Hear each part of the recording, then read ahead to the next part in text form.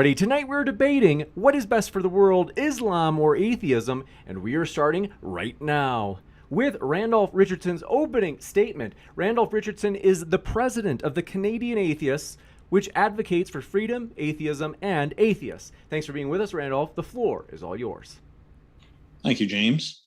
I've got an opening statement written up for this topic, which is, as our audience already knows, we are debating whether the atheism or Islam is better for the world. I'm on the side of advocating for atheism being better. So I'll start with my statement. Because we think independently, because we are of our own minds, and because each of us is intrinsically unique, it's unnatural to become who or what others envision, including those in the distant past, real or imagined, with whom we've had no direct interactions. From the ongoing expansions of our own life experiences, we can build a wonderful foundation of greater living through love, compassion, creativity, non-conformity, and personal interactions, particularly when this is freely and genuinely of our own making. Choosing our own paths is the overall theme, and atheism, which never interferes with the free nature of consciousness enhanced by memory, is, logically, natural. And if a fundamental purpose were to be ascribed to life, perhaps making your own path might be the best option, since consciousness is so deeply and interactively intertwined. Equally embrace comfort and fear. Draw from doubt as a helpful ally, and strive to embark in the practice of freely thinking for yourself, so that you may enjoy a higher quality of existence that naturally awaits as you bask on the horizon of a whirlwind of personal sovereignty. For your own self-mastery is always there for the taking, along with a love for life and diversity in all its cosmic splendor. While Islam imposes restrictions on our freedoms that are contrary to human nature, or at least it seeks to do this, atheism is compatible with all of my aforementioned points. Thank you, James, and thank you to the Muslim Apologist for challenging me on this topic. My pleasure, and thanks for that opening. And want to say, folks, if it's your first time here at Modern Day Debate, we are a neutral channel hosting debates on science, religion, and politics. We hope you feel welcome no matter what walk of life you are from. And have to let you know, folks, we have many more juicy debates coming up. You don't want to miss them. So, for example, at the bottom right of your screen, that's just one example of one coming up next week. Don't forget to hit that subscribe button, as we have many more to come. And with that, I'm going to introduce MENJ, aka the Muslim Apologist. Thrilled to have you here as well. And MENJ, aka the Muslim Apologist, is a Malaysian. He runs the Muslim Apologist, a YouTube channel that MENJ had started in February 2020. It was established to counter the growing polemical lies and misinformation made against Islam on YouTube. That is, by the way, a quote from him, as, like I said, Modern Day Debate is a fully neutral channel. And so, with that, thank you, MENJ, for being with us. The floor is all yours. Thank you, James, and thank you, Randolph, for being here as well. Right. So I've also written an opening statement. So as the nature of opening statements are, I simply present my position without rebutting the other side. Right. So I've prepared several points. Okay. So I'll try to make it brief and as short as possible for this.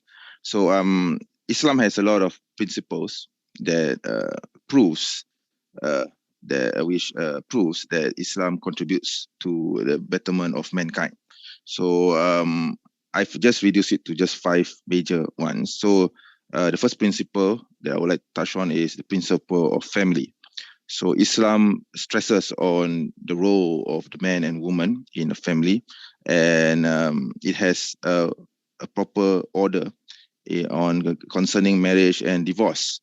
And Islam stresses that the family is a very important unit in a society. Okay, which goes to the second point, the second principle, which is the principle of social and political order. So Islam has contributed a social and political order to the world. So we have the Khilafah system, a political system which encompasses the whole of the Ummah, the Muslim community. And Islam also stresses on consensus in community, or what we refer to as ijma.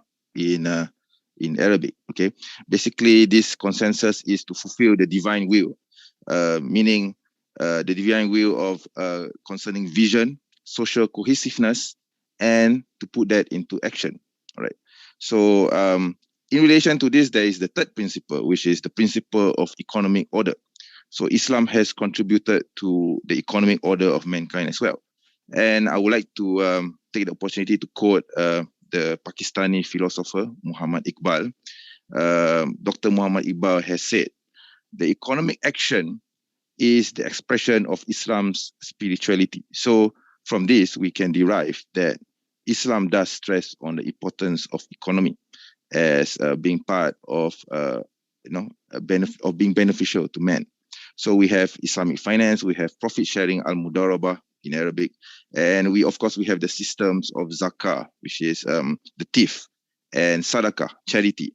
So these are all things which Islam promotes in order to benefit to bring to a betterment of mankind. And we go on to the fourth principle, which is the principle of world order. So in the terms of world order, Islam recognizes the concept of universal brotherhood, meaning every Muslim is a brother, is brethren to one another. So whatever happens in one part of the Muslim world, we in another part of the Muslim world feels it, and we will take action upon it.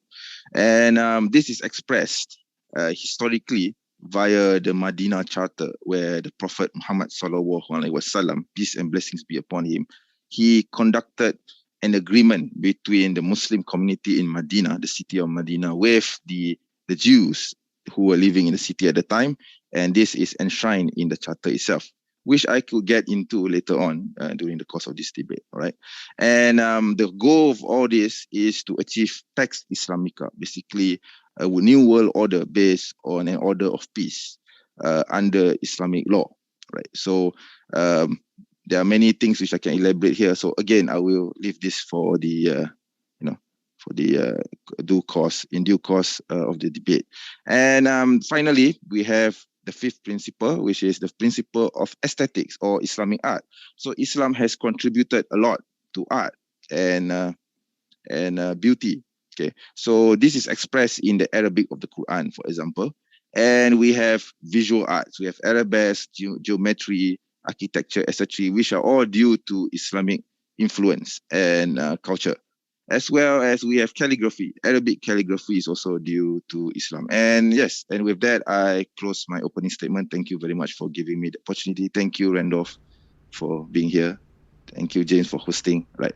Thank you very much. My pleasure. And we're going to jump into open conversation. I want to say, folks, highly encourage you, if you haven't yet, maybe you have a friend out there who enjoys debates like these. Well, as you can see in the bottom right of your screen, go ahead and click that share button below. You can share this debate with them, and that is one way in which they can hear both sides of this issue.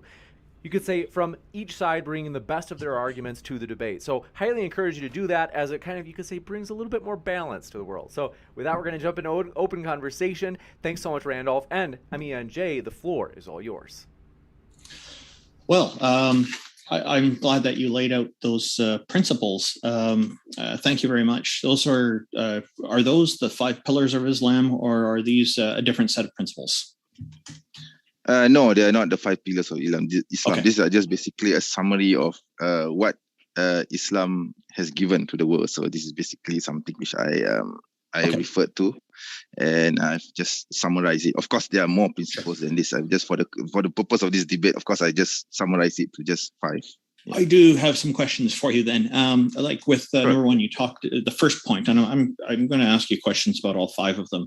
I do have some partial agreement with some of it, at least. So it's not all it's not all positional. But you talked about the role of the man and the woman in the family unit, and my understanding is that under Islam's Sharia, that at least it was like this originally, and I believe it's still like this in certain countries that are run under Sharia, under the Islamic legal system. And please correct me if I'm pronouncing Sharia incorrectly. No, it's correct. It's correct. Okay, thank you. The family, my understanding is that if somebody wants to get a divorce, if it's the wife, one of the wives, then she has to apply to the courts and get permission to do this.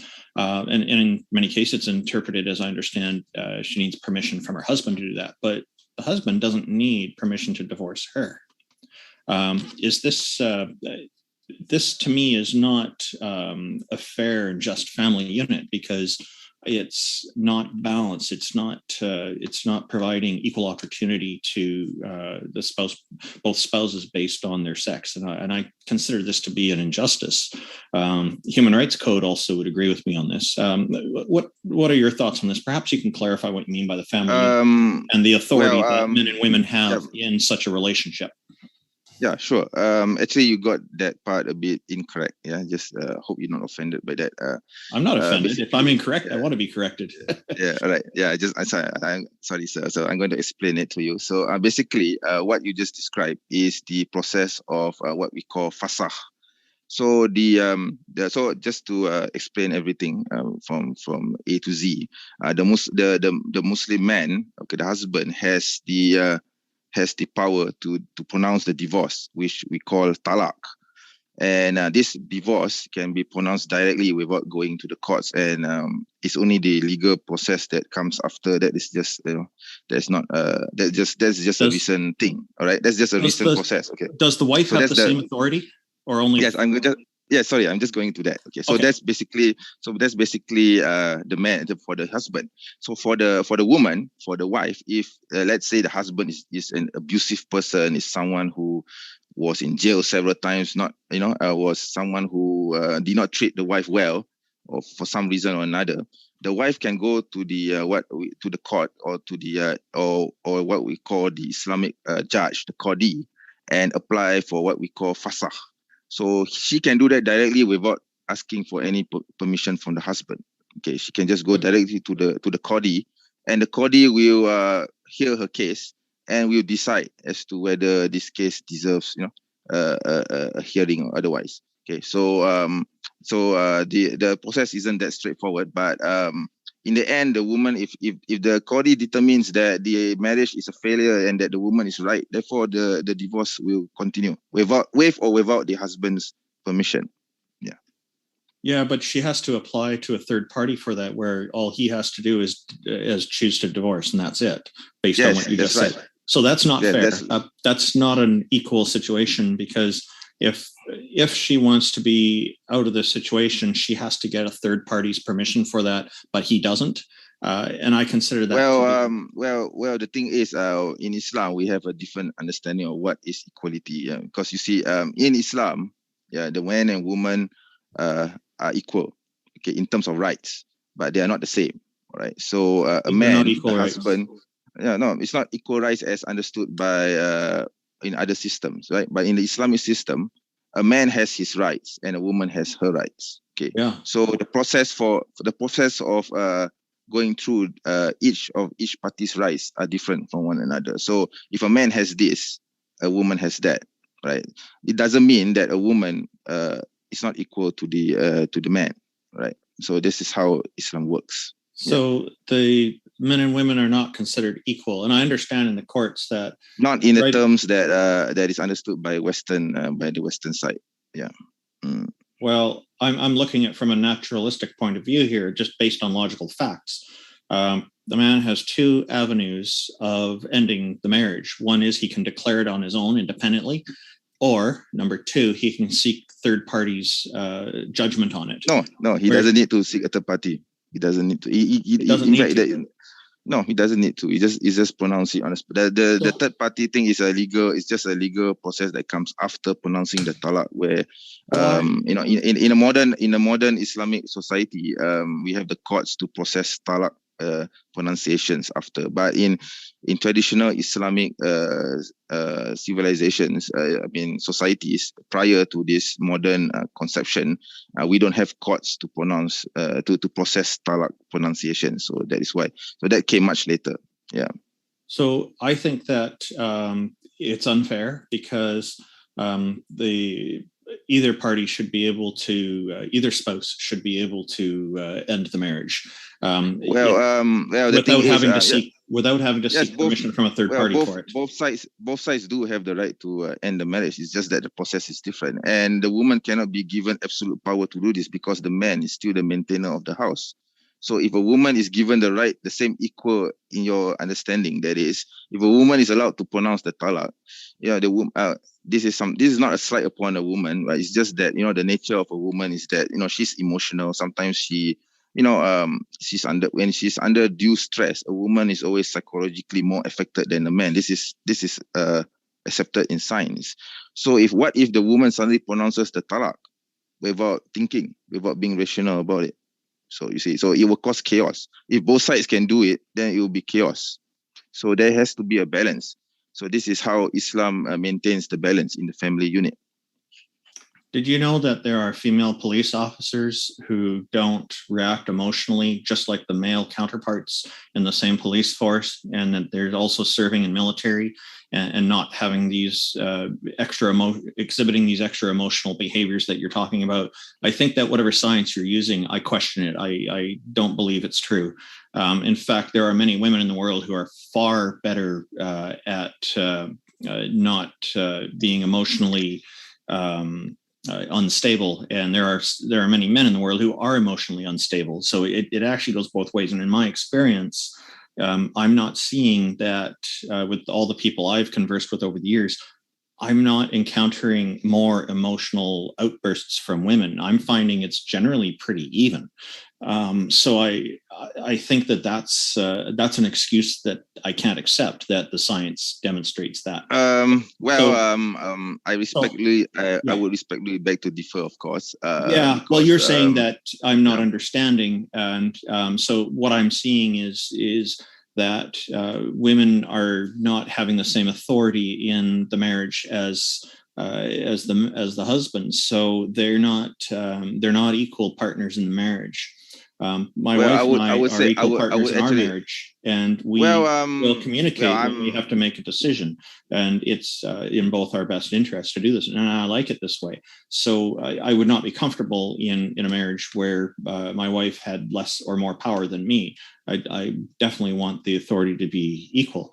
I think that this is a sexist, misogynistic family unit structure.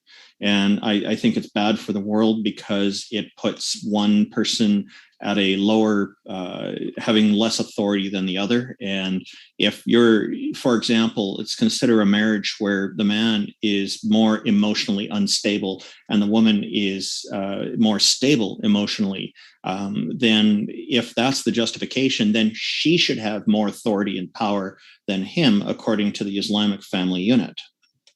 Does Islam allow for exceptions for this? Well, I would respectfully beg to differ with you. Of course, I know you do. I'm married as well. Okay, I have my wife. I don't consider her to be unequal to me. I believe that we are both in an equal partnership, and she has her rights, and she can voice her rights to me. And likewise, in Islam, the man is always the leader of the house. But at the same time, the woman is the leader of the house. So it's balanced in Islamic understanding of family in a family unit. It's balanced, and both have equal rights in not in the same manner as the Western world. In fact, in the Western world, I see that the family unit is actually being broken up, and there are a lot of problems with how families are being run. So where's the equality in that? I mean, how is it working for you there in the West? Because in Malaysia, yes, we have our problems. We do. I do admit that there's no system. No, there's no system in the world that's perfect. Even the Islamic family I agree system, with that. I agree with you here. As understood as implemented by Muslims. The system is not. It's not a problem with Islam itself. It's how the Muslims implemented the system. You see, so there are problems, of course. I mean, it's not perfect because we are human by nature. But overall, I would say that the family unit in Muslim societies are much more intact than that in the Western society. Okay, so in Islam, we see that families are united. They socialize, intermingle with each other peacefully without any problems. Divorce, yes, divorce do happen. Yeah, fights do happen. Yes, abuse do happen, but at a minimal rate compared to how it is happening in the Western world. You can correct me if I'm wrong. I mean, I don't actually have the facts and figures here, but you can read the news and you can see how the West is dealing with it. Right. The majority of people I know are not divorced, they're married people. And I guess you could say the same for the single people who haven't been married yet. I do know some people who've been divorced, and sometimes it's the husband who's the cause of the problems. Other times it's the wife who's the cause of the problems. And sometimes it's both of them making the problems. They just don't get along for whatever reason. The freedom to associate is core to the values and freedoms of human rights. So if we no longer want to associate with other people or with a group, then that is our right. And that's why divorce is an option. People should be able to end the marriage, and it not having to seek a third party's approval for that when the other one doesn't have to. So that's where I'm disagreeing. Now, I understand that under Islam, a husband may have many wives. Is that correct? Yes. Now, that can is a correct, wife? but it's not widely practiced. Can a wife have multiple husbands under Islam? No, of course not, because that would be illogical and unacceptable by any human. Because let's say, for example, a woman has many husbands, and the husband sleeps with the wife, right? All four husbands, for example, sleeps with the wife, and the wife suddenly gets pregnant. So whose son was it, or whose child is it? So how do we know? Yeah, you of course you can argue that you can use DNA testing, etc. But what if that particular society does not have access to this technological means? So it doesn't make any sense. In this case, the child would be the son or daughter of all the parents who are married together that would be unfair to the other three husbands who did not impregnate the wife. See, so if there's only one husband and he marries four wives and all four wives got pregnant, so who's the father of the child of these four wives that are carrying? They are carrying. Of course, it's the man. There's only one husband, right? So all wives, then that would be equal because we know who's the father. But for one woman to marry multiple husbands and the wife gets pregnant, whose child is it? It doesn't seem fair to me that the other three husbands should bear the burden. The child belongs to all of them. DNA test can solve that problem. There are actually some cultures that I've read about that people there isn't the concept of marriage, and if a woman gets pregnant, then the whole unit of that village raise all the children together. So they all take responsibility together. And that's kind of a further example, is probably from older times, but where with certain societies. Well, it's not practical and it's isolated. Yeah, I know what. Sorry, why is that not good? I think you're referring to societies like the Inuit community, the Eskimos, for example. I think they practice this, if I'm not mistaken. I'm not sure whether they still do. What I read about was something from some tribes in the rainforest, but I suppose it could be. Oh, I see. As well, I see. So, but I've come across this. I think, but the one I read is about the Eskimos. I don't know whether, like I said, I don't know whether they still practice this. But yes, there is this case in certain societies where the woman marries multiple husbands, right? But for me, it's still unfair and it's not practiced widely. It's in isolated regions. It's not like, I mean, if you go to any part of the world, you're more likely to see a polygamous marriage, meaning a man with multiple wives, rather than a wife with multiple husbands. You see, I mean, you can do the math. Or a poly marriage with multiple men and women in it. That happens too.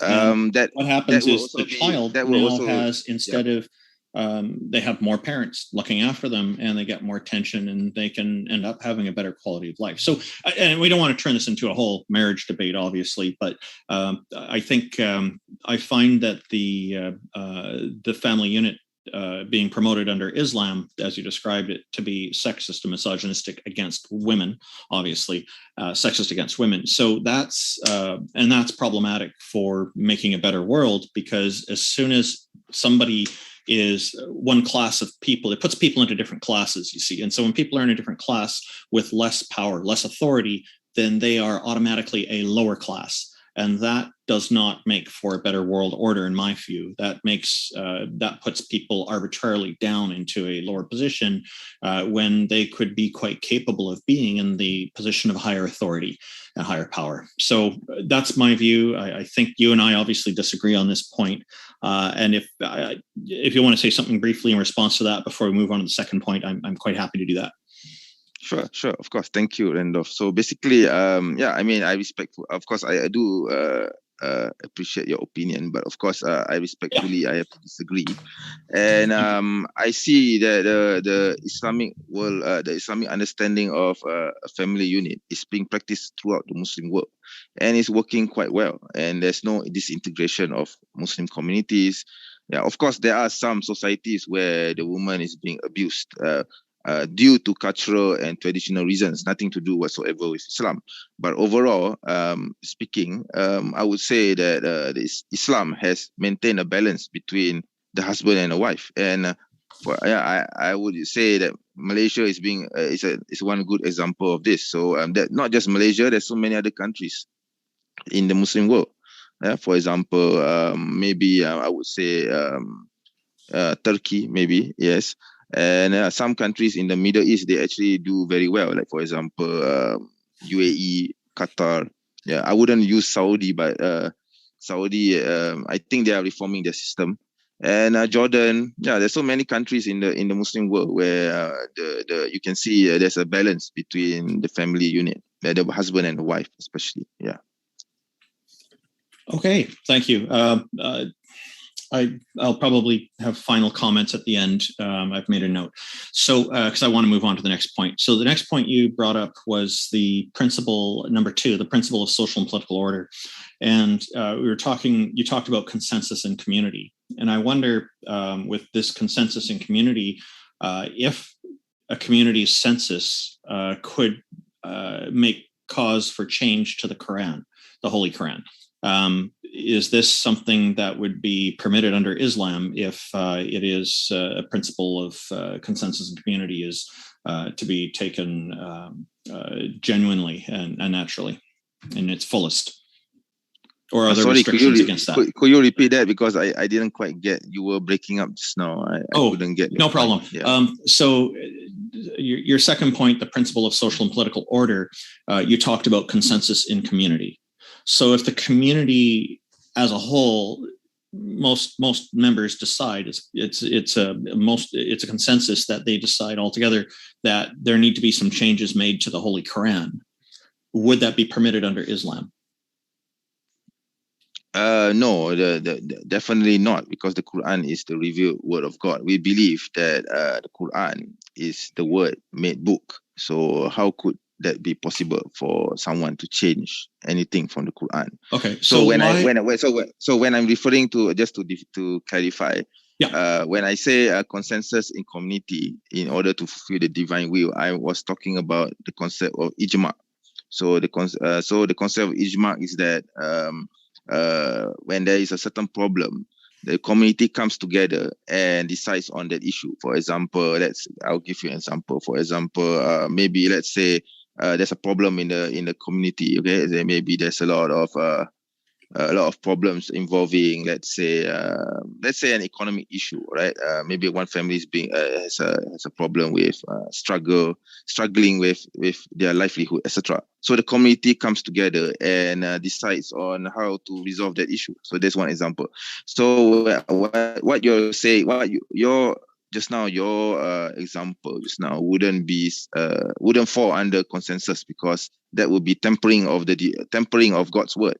So we wouldn't do that. Yeah, but for other issues, other humanistic or communal issues, then yes, there shouldn't be a problem with having a consensus on that. Okay, so it's a very limited form of consensus in that case, and I have a problem with it, because if there's the Holy Quran, let's say it was running my life, and I want to make changes to that because there's a problem with it and it needs to be updated for current times, I'm not allowed to do that. And I'm not allowed to get people together to do this. Even if we all decide, yeah, it would be a good idea to change something in the Quran to make it more applicable to modern times and the current community, that is not allowed. So that is a problem. And that is, I think, a number one reason why that the Quran cannot be changed, and yet people are supposed to live by it. And I think that that's probably the number one reason why Islam is not better for the world. Well, respectfully, again, I would have to disagree with you, because if we are going to change the Quran, then we are creating a new religion on our own. See, because once you create because all these principles that I've listed out here are all derived from the Quran itself. So if you're going to change anything from the Quran, then these principles will, of course, change, and that wouldn't make any sense, would it? Now. So why are there 27 different Qurans that have different Arabic wording in them and different denominations? Are they all wrong except for one? Those that you are referring to is a polemic repeated by J. Smith, David Wood, and their cohorts. Okay, so it's actually a misunderstanding of the Quranic text. Okay, so there's always been one Quran. Okay, actually, you can refer to I actually had a video interview with Dr. Joseph Lambat, professor of Islamic studies in Qatar. So we actually talked about the Quranic text and the manuscripts, and he stressed that there has always been one Quran, and this is can be proven from the Quranic manuscripts itself. So I would respectfully ask you to take a look at the interview, perhaps. So then you're deferring to the interview. Yeah. I'm okay with that. Perhaps you can share the link with James. You can include it in the description later. Sure. I will do that. Do that. So, okay. So that's, I guess we'll move on to the third point here. Obviously, you and I disagree on this. The principle of economy. And Islam stresses the importance of economy, finance, profit sharing, and charity. I do kind of agree. I think that it's important that the economy be well defined and consistent so that people can trust and rely on it. So I don't know the particulars of the Islamic version of that, but basically what you're talking about here, the finance being the consistency of finance and regulations on it that are serving society well, profit sharing and charity seem to make sense to me. So I don't think you have any objection to what I'm saying here. Yeah, not really. It's just that just to clarify a bit, right? So in Islam, we have the economic system, right? An Islamic economic system. In fact, in Malaysia, we were the first country to implement the Islamic banking system. Okay, so we have a bank here called Bank Islam. Okay, the Islamic Bank.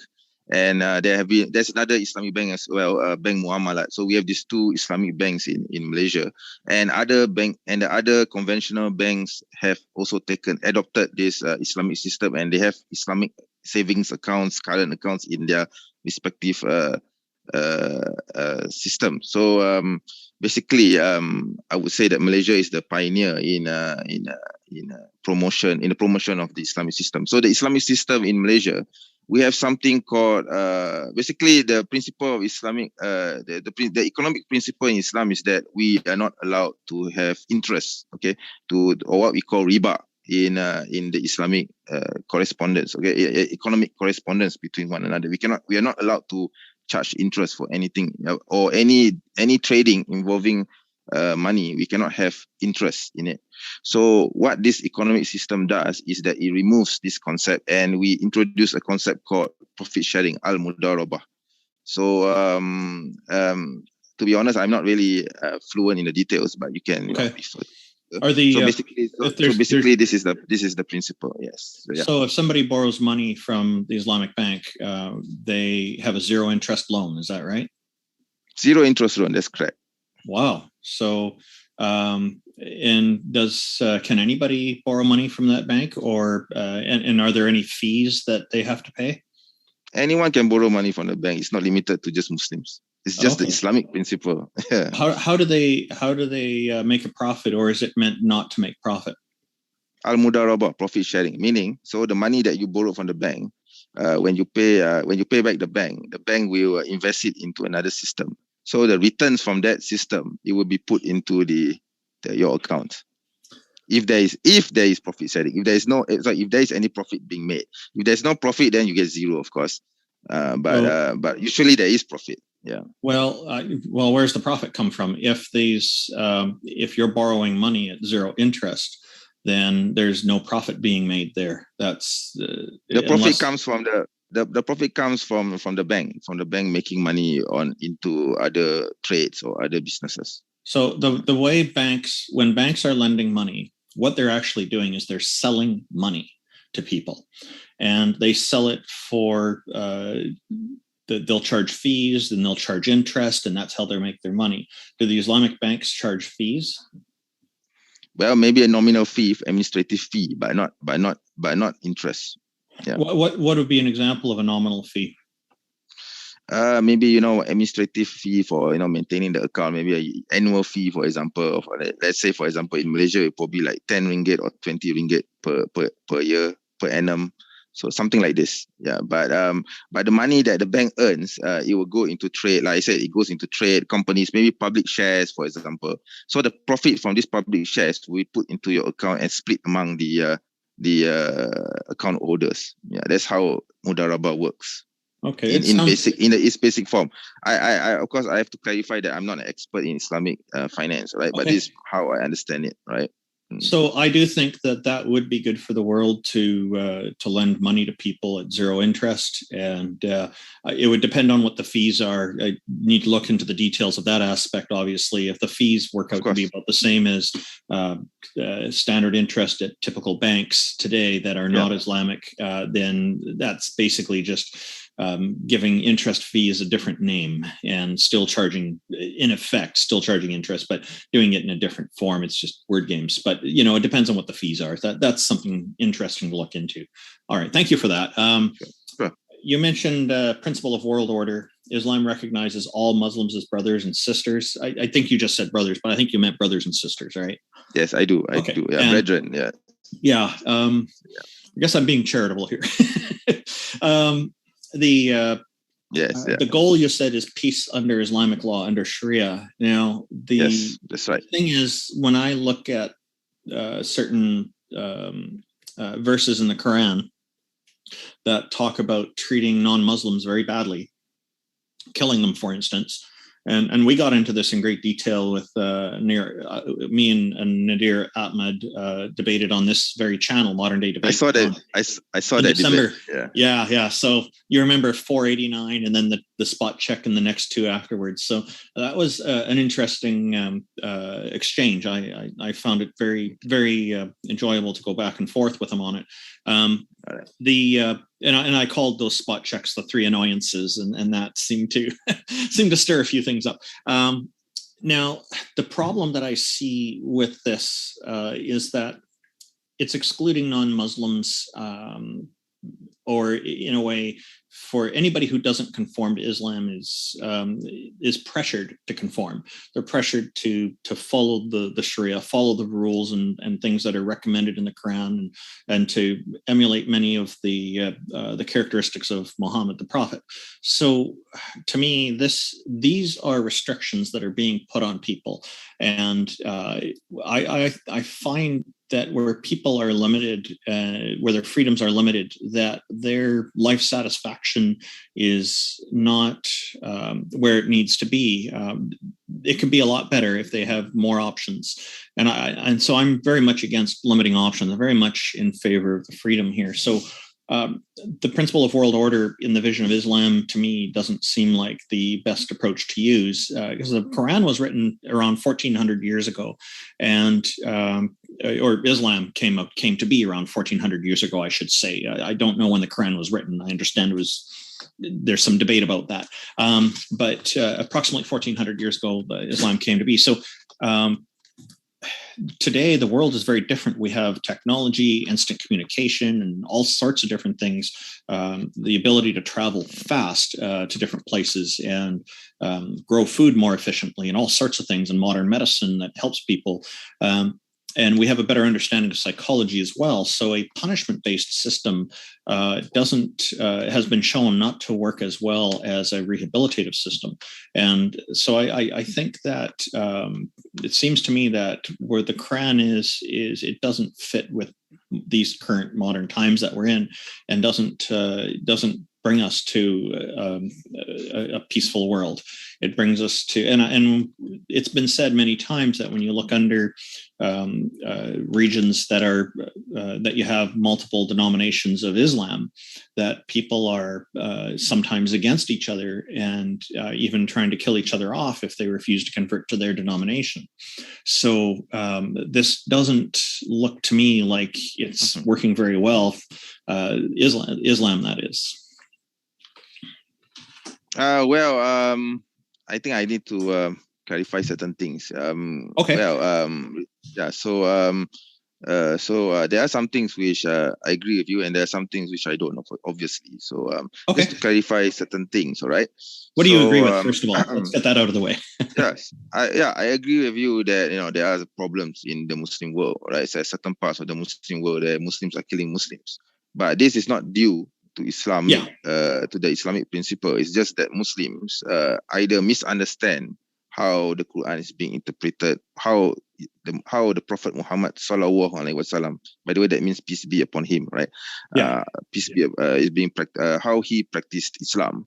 Sounds pretty cool when people say it, actually. in Arabic. It's got an interesting sound to it. So yes, So anyway, the problem is actually not with Islam. The problem is actually with the Muslims. Okay, so like for example, you have wars. Of course, you're going to have wars in human society. There's no escape from it. Okay, wars is an inevitable thing. It has been with humankind from the very beginning. All right, but how do you regulate war? How do you ensure that war, the damage from war is kept to a minimum? Well, Islam has the answer.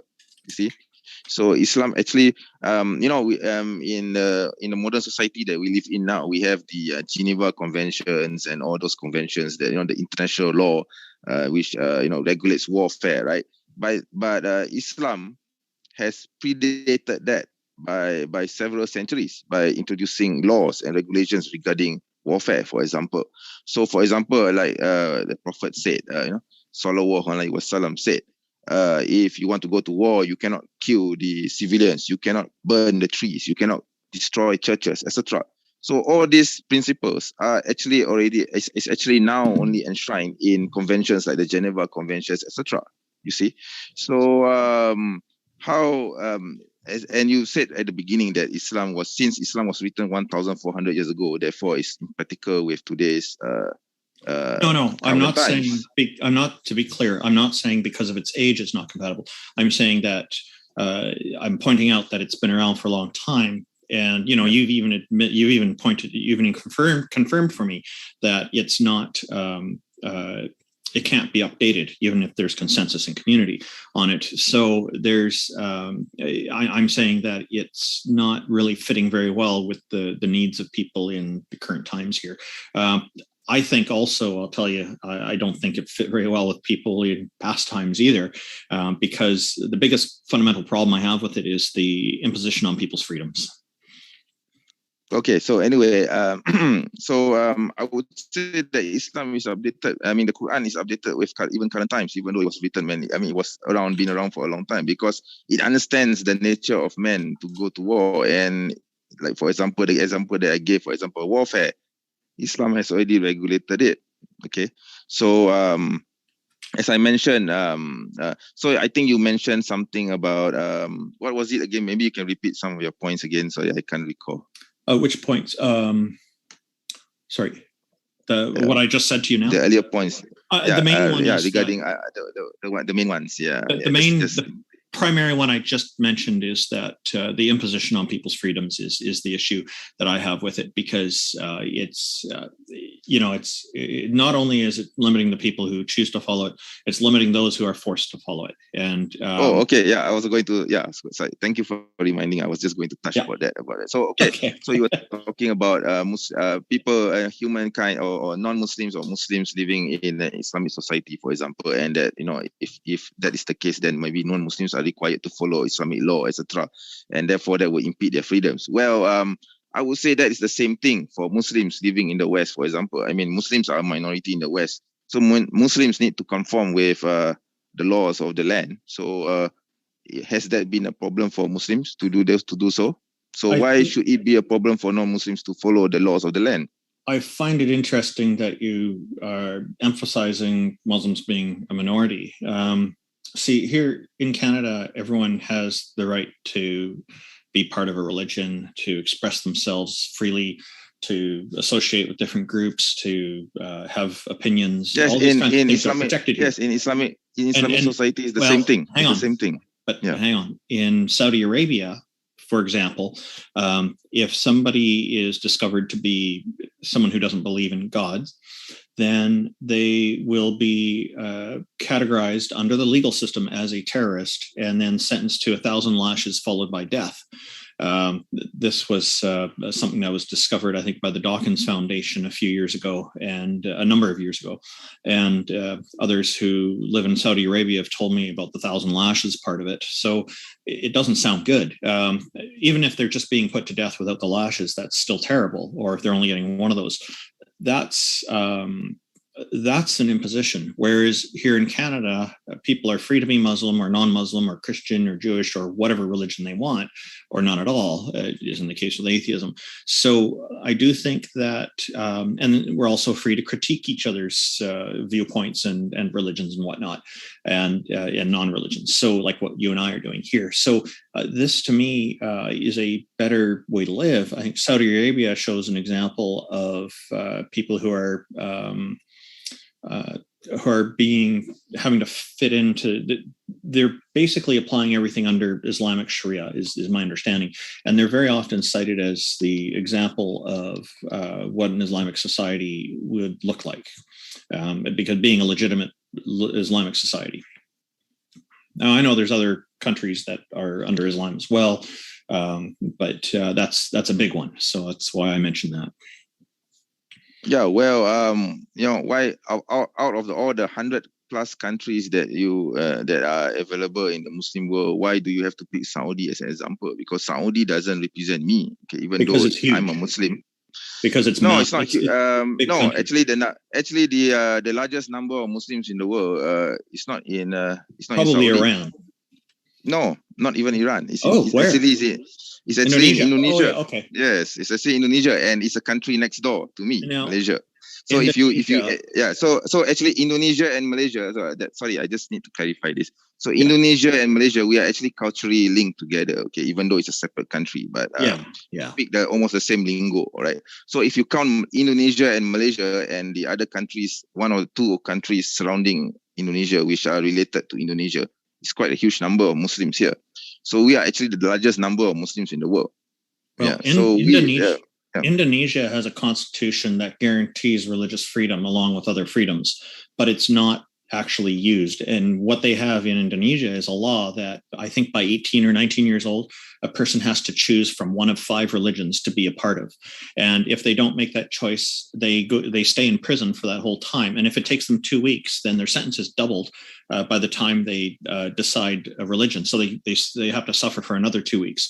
And if it takes them 3 months, then their sentence turns into 6 months total, and then they're free. So this to me, and I know Buddhism and Islam and Christianity, I think are 3 of them. I don't remember what the other 2 are, but they're all religions. None of them is an option for non-religion, and none of them is an option for a whole bunch of other religions too. They're just not part of it. So it's very restrictive and limited.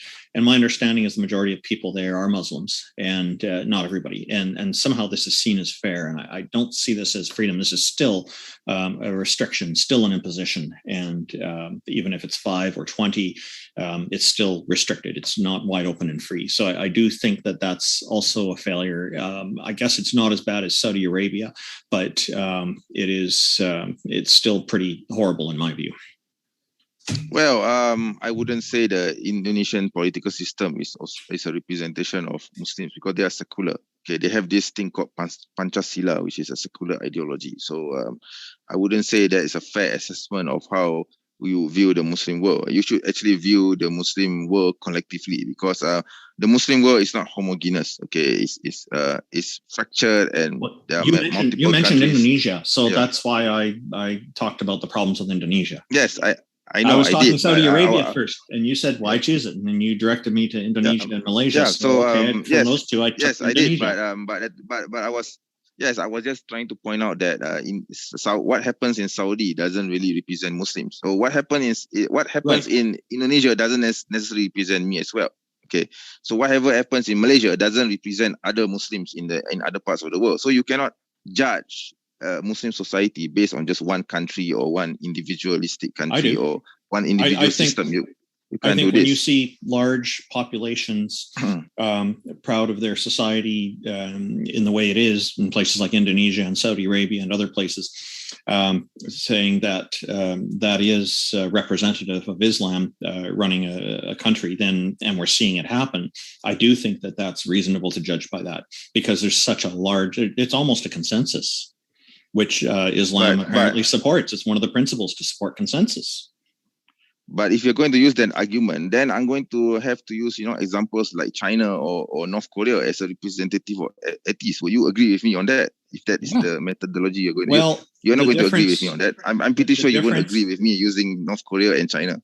But the difference is, though, North Korea is a religious state. The dictator is presenting himself as a deity, but China is definitely atheist. They're secular government. The difference is, though, with an atheistic kind of government, which is a secular, you don't have people looking at some kind of ideology for atheism to decide what to do, because atheism isn't an ideology. And so the value there is definitely coming directly from the people, whereas Islam, it's coming from Islam itself, because there's that whole doctrine of the Holy Quran. So of course, the connection is there, whereas with an atheist regime, you won't see that kind of connection. That's not there. It's the individuals running it. And you're arguing it's the same with the individuals running the Islamic one, sure. But the problem is they're justifying all this stuff using Islam.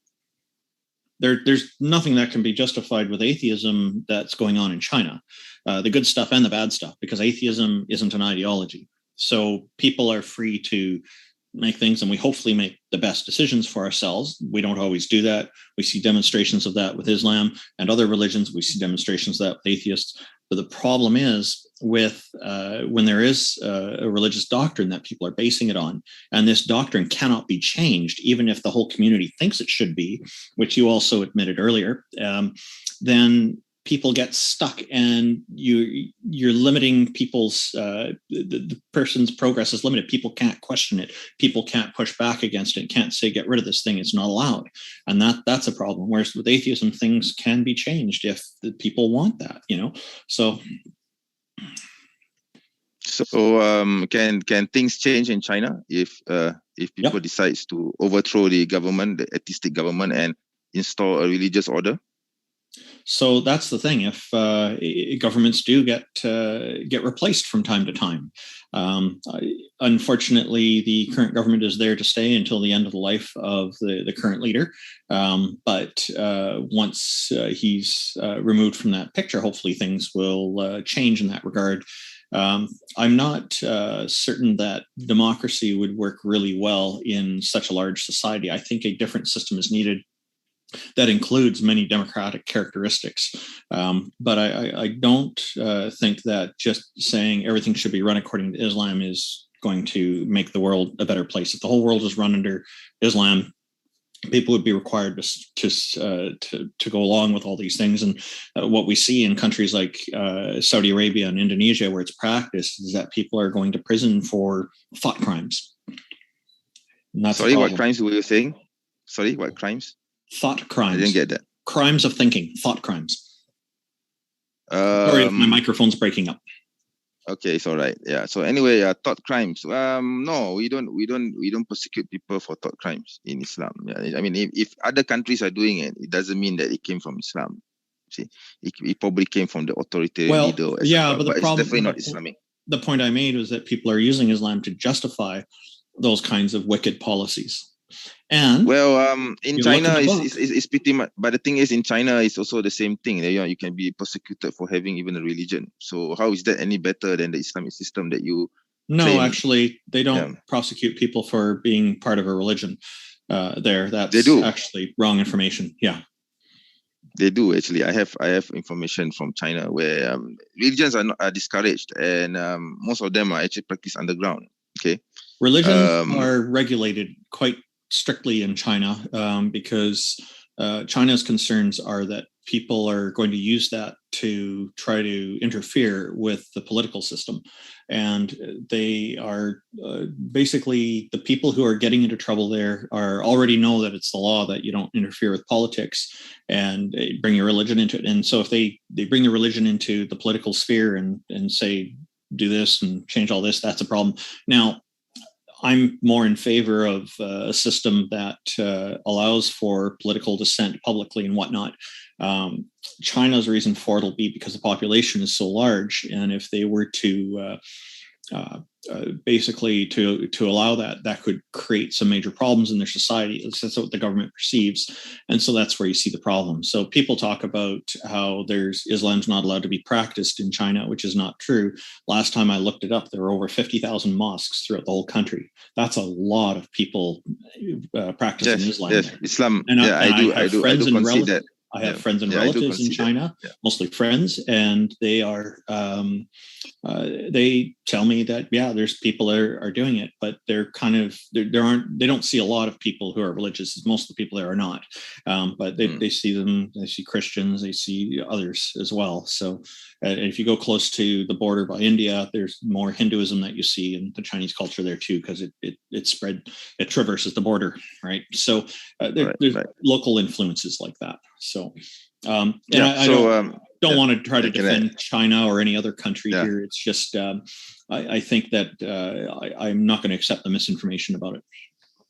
Yeah, I understand. I understand completely where you're coming from. Oh, by the way, I am learning Mandarin just so you know. So I'm actually han hao. Yeah. So I do 我会说一点汉语. So I do. 我也说一点点. Just for our audience, we just said very good first, and then we're just reflecting on how we both speak very little Chinese. So anyway, so we'll stick with English though. That's hey, we're learning about each other. These exchanges are important because you learn more about other people. And yes, I agree. Now, I think so. I do see that exclusivity part of it, the demand for conformity, is a problem. Now, the fifth point you brought up was the principle of promoting art and beauty, and I do think that art is a very important thing to have in society. It can, especially art, not being limited from being controversial. So all types of art, I think, are valuable. Now, some types of art, I'm against censorship. However, at the video store, I do think it's good that there's a rating system that says that's an R-rated video, that's a XXX rated video, so that people can have an idea of what category it is in, but that's not stopping them from, that's not censorship. That's just categorizing them so people can make informed decisions about which video they're renting. Or nowadays, I think went on to DVDs, and then now it's all on the internet. But that exemplifies my point here. Now, one of the problems I have here with saying you're promoting art and beauty is very subjective. So it is completely subjective.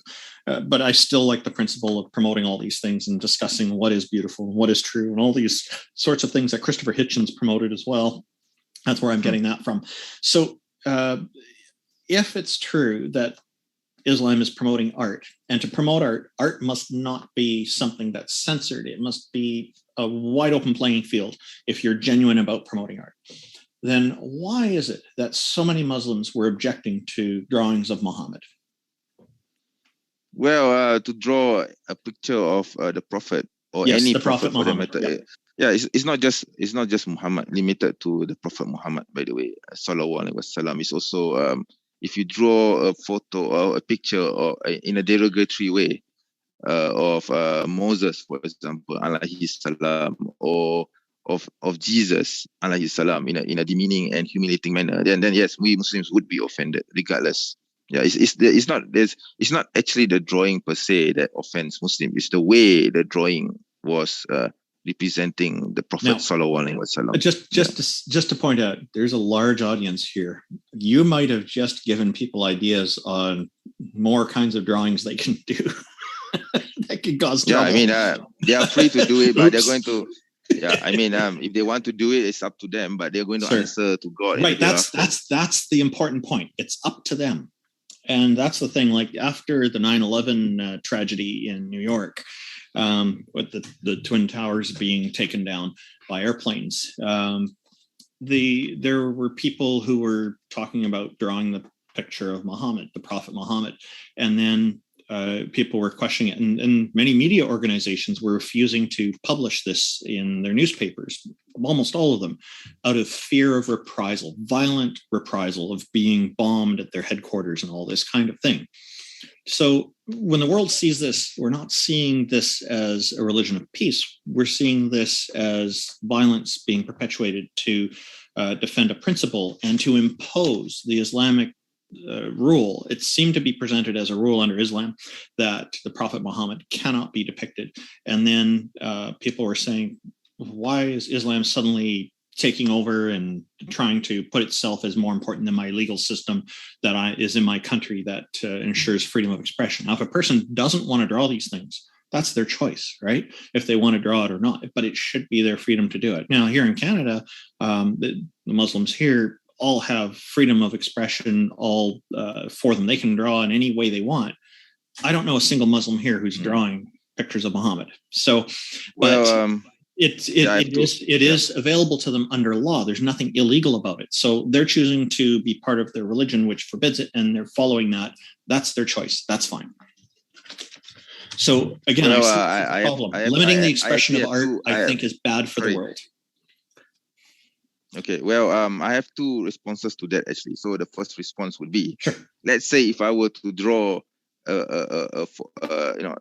something of Hitler, right, in a very flattering form. For example, "Hail Hitler, death to the you know what." Oh, yeah, so would that be allowed in Canada under Canadian law? Would that be allowed under European law?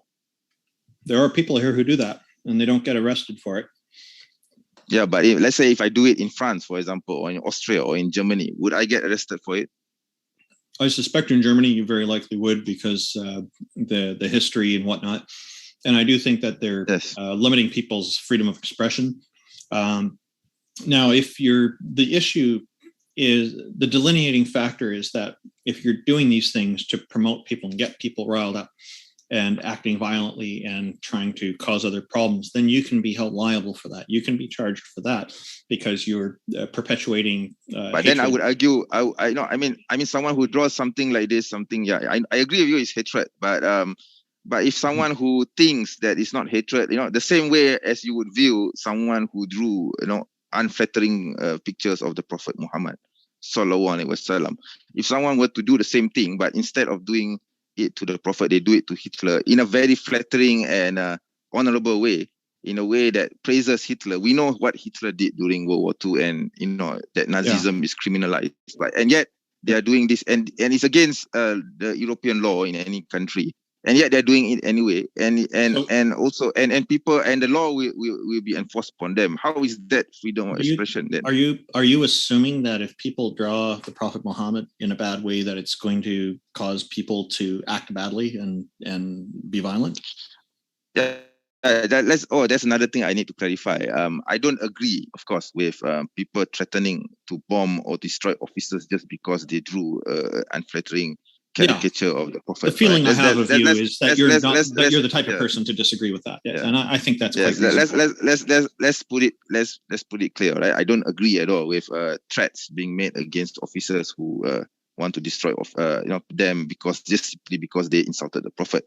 At the same time, that doesn't mean I agree with those caricatures being made in the first place. Right. Okay, so hence that is why I gave the example of Hitler, right? So if there's a law regulating Hitler being drawn or being caricatured in a flattering and praiseworthy way, why should there be a problem if Muslims are offended when the Prophet is being insulted, humiliated, demeaned in such a way. You see, so I think it goes back to respect and understanding of the other how do you know that culture he's insulted? and religion.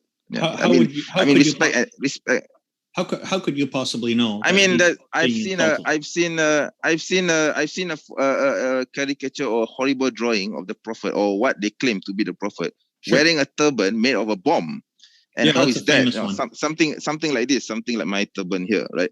It's so famous. How is that acceptable? To me as a Muslim, of course I'm offended. Yeah, of course I'm You're insulted. Offended, but you said Muhammad would be offended by it. How would you know that? No, the Prophet will not be offended. We Muslims will be offended, because you see, we Muslims, you need to understand another principle as well. I was going to explain that. Sorry, take a bit of your time.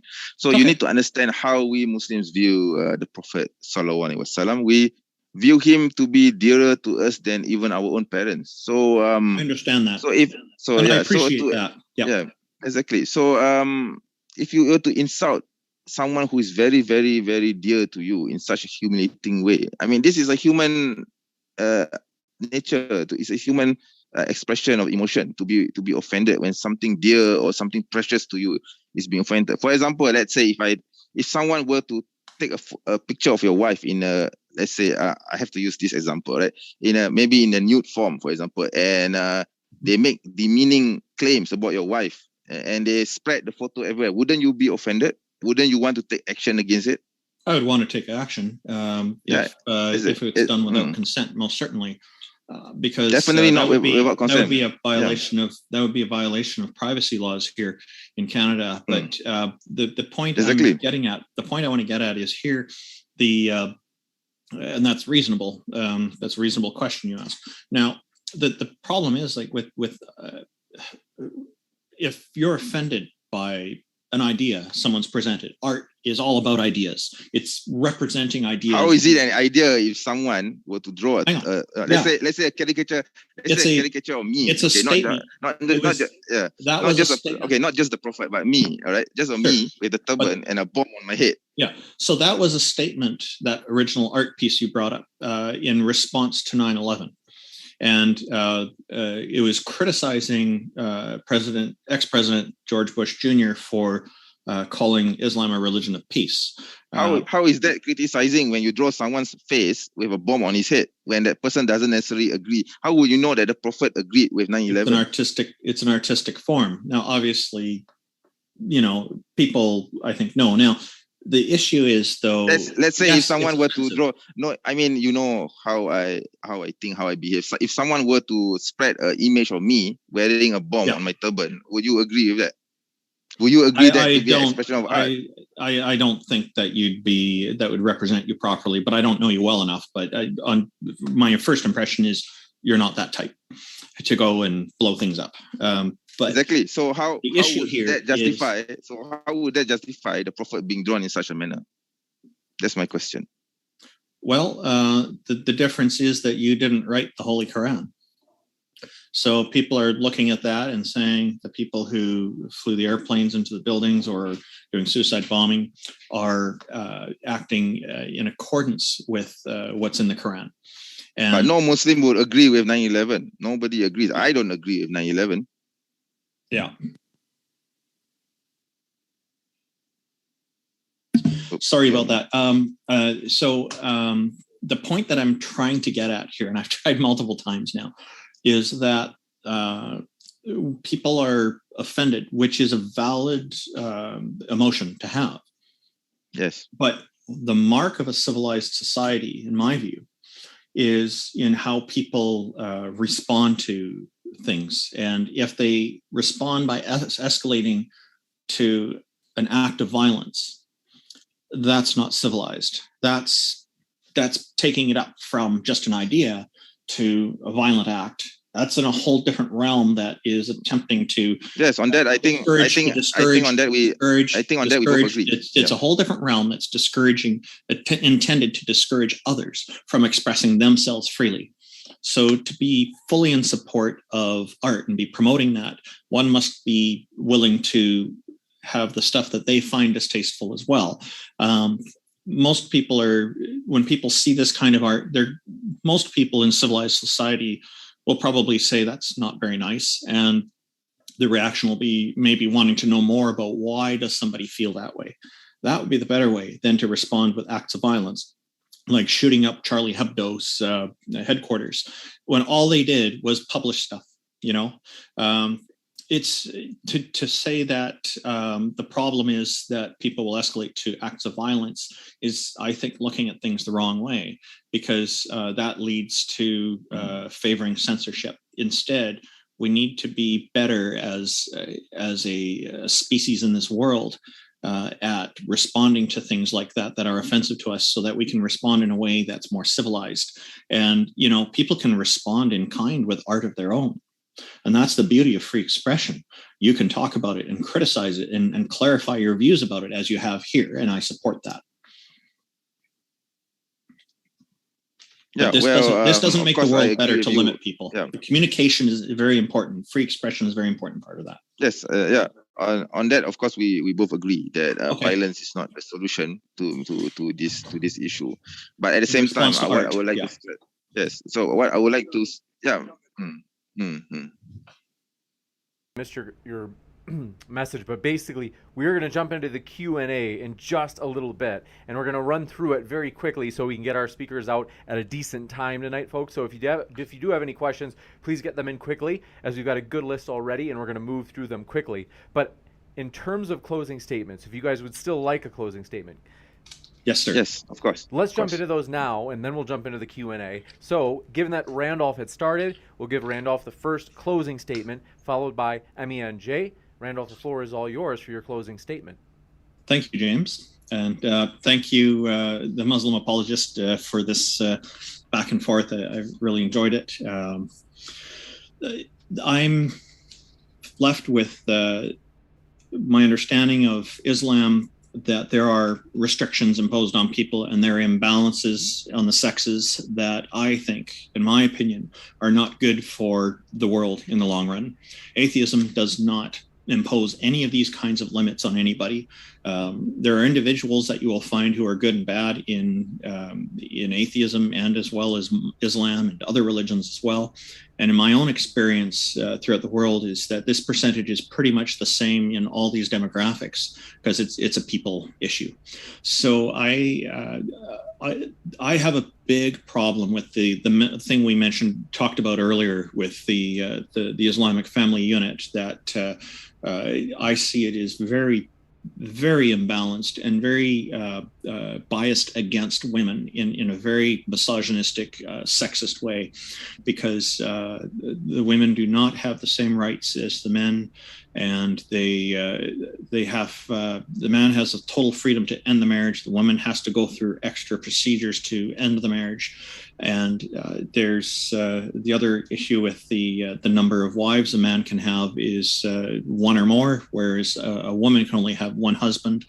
These things are, when you have anybody in a society who sees that somebody else, for an arbitrary reason they have no control over, such as their sex, that they don't have certain advantages that the other sex has, that does not make for a good society. That if we take a look at the history of women having to fight for the right to vote, and in some countries where it got really violent and women even went to prison for long periods of time and endured torture so that they could get the right to vote, how important this freedom is. This is important to people, and this should be important to you, because if freedom is restricted, the practice of freedom being restricted becomes normalized, then that could end up happening to you. That could happen to people you love who are your offspring down the road, or other people who don't deserve it. Nobody deserves it. So it is so important that the equality, which is in a secular society, which is not associated with a particular religion, is therefore atheistic, be the one that prevails, because under a system that doesn't favor a particular religion, including Islam, people who are religious can be parts of their religion, partake in their religions, and still thrive, because they're not being limited or imposed on in any way. So it boils down to freedom. Again, as I've mentioned before, maybe not today, but I've mentioned before that in the name Islam does represent submission. So you're submitting to the standard. And I have, if people willingly choose to go into that, that's fine. But if people are going to impose on and force people into that, then that's where there's a problem, because that's a limitation on our freedoms. It is my belief, and in my experience as well, what I've seen in societies, that people who are free to think for themselves, to be who they want to be, to including transitioning and sexual orientation and all these very important factors to a person, they're important to people. And if people can freely be and freely have these options and equality, they can be the best. They have the potential to live the best possible life that they can live. And if more people and hopefully everybody can live a better quality life, have a better quality existence, in the end, we can have better quality societies. I prefer to be in a society where people have these freedoms, because we have more diversity and it's more interesting to get to know more people, and their better quality lives carries over into everybody else's, and we all have better quality lives. And that's what the world needs. Thank you very much. Freedom for the win. Thank you, James. And thank you, the Muslim Apologist. I look forward to your closing statement. Thank you very much. And want to remind you folks, before we jump into the closing statement from Muslim Apologist, both of our guests are linked in the description. If you want to hear more, you certainly can. And that includes at the podcast, as all of our debates are uploaded to the podcast within 24 hours of the debate. And we put our guest links there as well. So if you're listening to the podcast right now, you can find their links down below. With that, Muslim Apologist, the floor is all yours for your closing as well. Thank you, James, and thank you again, Randolph, for that discourse. I find you to be a very respectable gentleman, and I honestly, I do appreciate it very much. Likewise. I appreciate it very much. Of course, we will have differing opinions. That is the nature of things, right? Otherwise, we wouldn't be here, right? But anyway, just to go to summarize everything, and probably to just touch a bit on what you have said, right? Basically, what I propose is a Pax Islamica, a world order based on the Islamic, what you would call Sharia. But the Sharia, as understood in the Muslim understanding, is defined more than just about punishment. You see, in the West, when you say the term Sharia, immediately what comes to mind is, it means cutting off their heads or cutting off their hands or stoning. No, Sharia is much more than that, all right? So for the purpose of this closing statement, I wouldn't get too deep into it. But basically, I'm just saying here that Sharia is much more than just simply cutting off someone's head, right? It's not just about punishments. It's about organizing society and putting man's affairs into order. Hence, the principles that I have mentioned, they all fall under the ambit of Sharia, by the way. They are all Sharia. They are all part of Sharia. So, like, for example, the example that I gave about the relationship between a man and a woman, the marriage and divorce, Islamic economy, mudarabah, etc., and Islamic art, those are all Sharia. They are all part of the Sharia. So, Sharia is not just about punishments. It's also about art. It's also about family. It's about society and government, etc. Okay, so all these are Sharia. So anyway, going back to some things that you mentioned about the family, right? I would say that we have differing understandings of how the relationship is between a man and a wife. You would see it as unequal, but for me, it's balanced. It's befitting the role of a man as the leader of the family, and the woman as the leader of the house. So we have, in Islam, we consign roles to each gender, right? So one gender cannot probably do the other gender's affairs, okay? Like, for example, a man, I mean, of course, you're going to say that, okay, maybe there are men who has become house husbands, etc. But is that the natural role of a man to be running the affairs of the house? It's not the natural role. I mean, of course, there are exceptions. Yes, I do concede. Like, for example, you gave an example of police, the police woman, right? I mean, in Malaysia, we have a lot of women who became police. Yes, of course, there are women who became police, who become doctors, who become lawyers. We even have women politicians, okay? Okay, we even had, in certain countries in the Muslim world, there are women who became presidents, yes. But is that their natural role to become these things? Not necessarily so, right? So in Islam, gender is, roles are defined by how each gender is able to undergo the responsibility. So hence, which is why the Muslim man, the Muslim husband, is given the concept of talaq. And for the woman is given the concept of what we call fasakh, okay, meaning to go to the third party. So I wouldn't see this as being unfair. It's just the manner of the gender and how the roles are being assigned to them. I mean, in Europe, in the Western world, you have regulations, you have laws, you have order. Okay, you have to follow and be beholden to these laws. If you're not beholden to these laws, if these governments do not put into place laws, if there's absolute freedom in all the societies, then there will be anarchy. Okay, the whole world will be in chaos. There's always law and order in every society in the world. There's always law and order. Okay, of course you're going to say that, oh, your understanding of it of freedom is different from that, but I would see that to be part of this overall man's need to have law and order, and Islam offers this. This is what Islam offers for the benefit of mankind. So going back again to art, all right. So now the next the next closing statement I'm going to touch on is will be about art. Well, Minute 40 seconds left. So anyway, in Islam, we offer art as well. Okay, architecture, calligraphy, etc. Right. This art does not offend people, but in the Western world, art doesn't seem to. I mean, the understanding of art in the Western world seems to be very different from that of the Muslim world. So I honestly, I don't see why someone would think that a caricature of a person wearing a bomb on the head, on his turban, is seen as art. Because for me, that would be offensive to anyone, regardless. But I guess I guess we have to differ on that. So with that, I end my closing statement. Thank you very much, for this discourse, and I hope maybe in the future we can have this discourse again.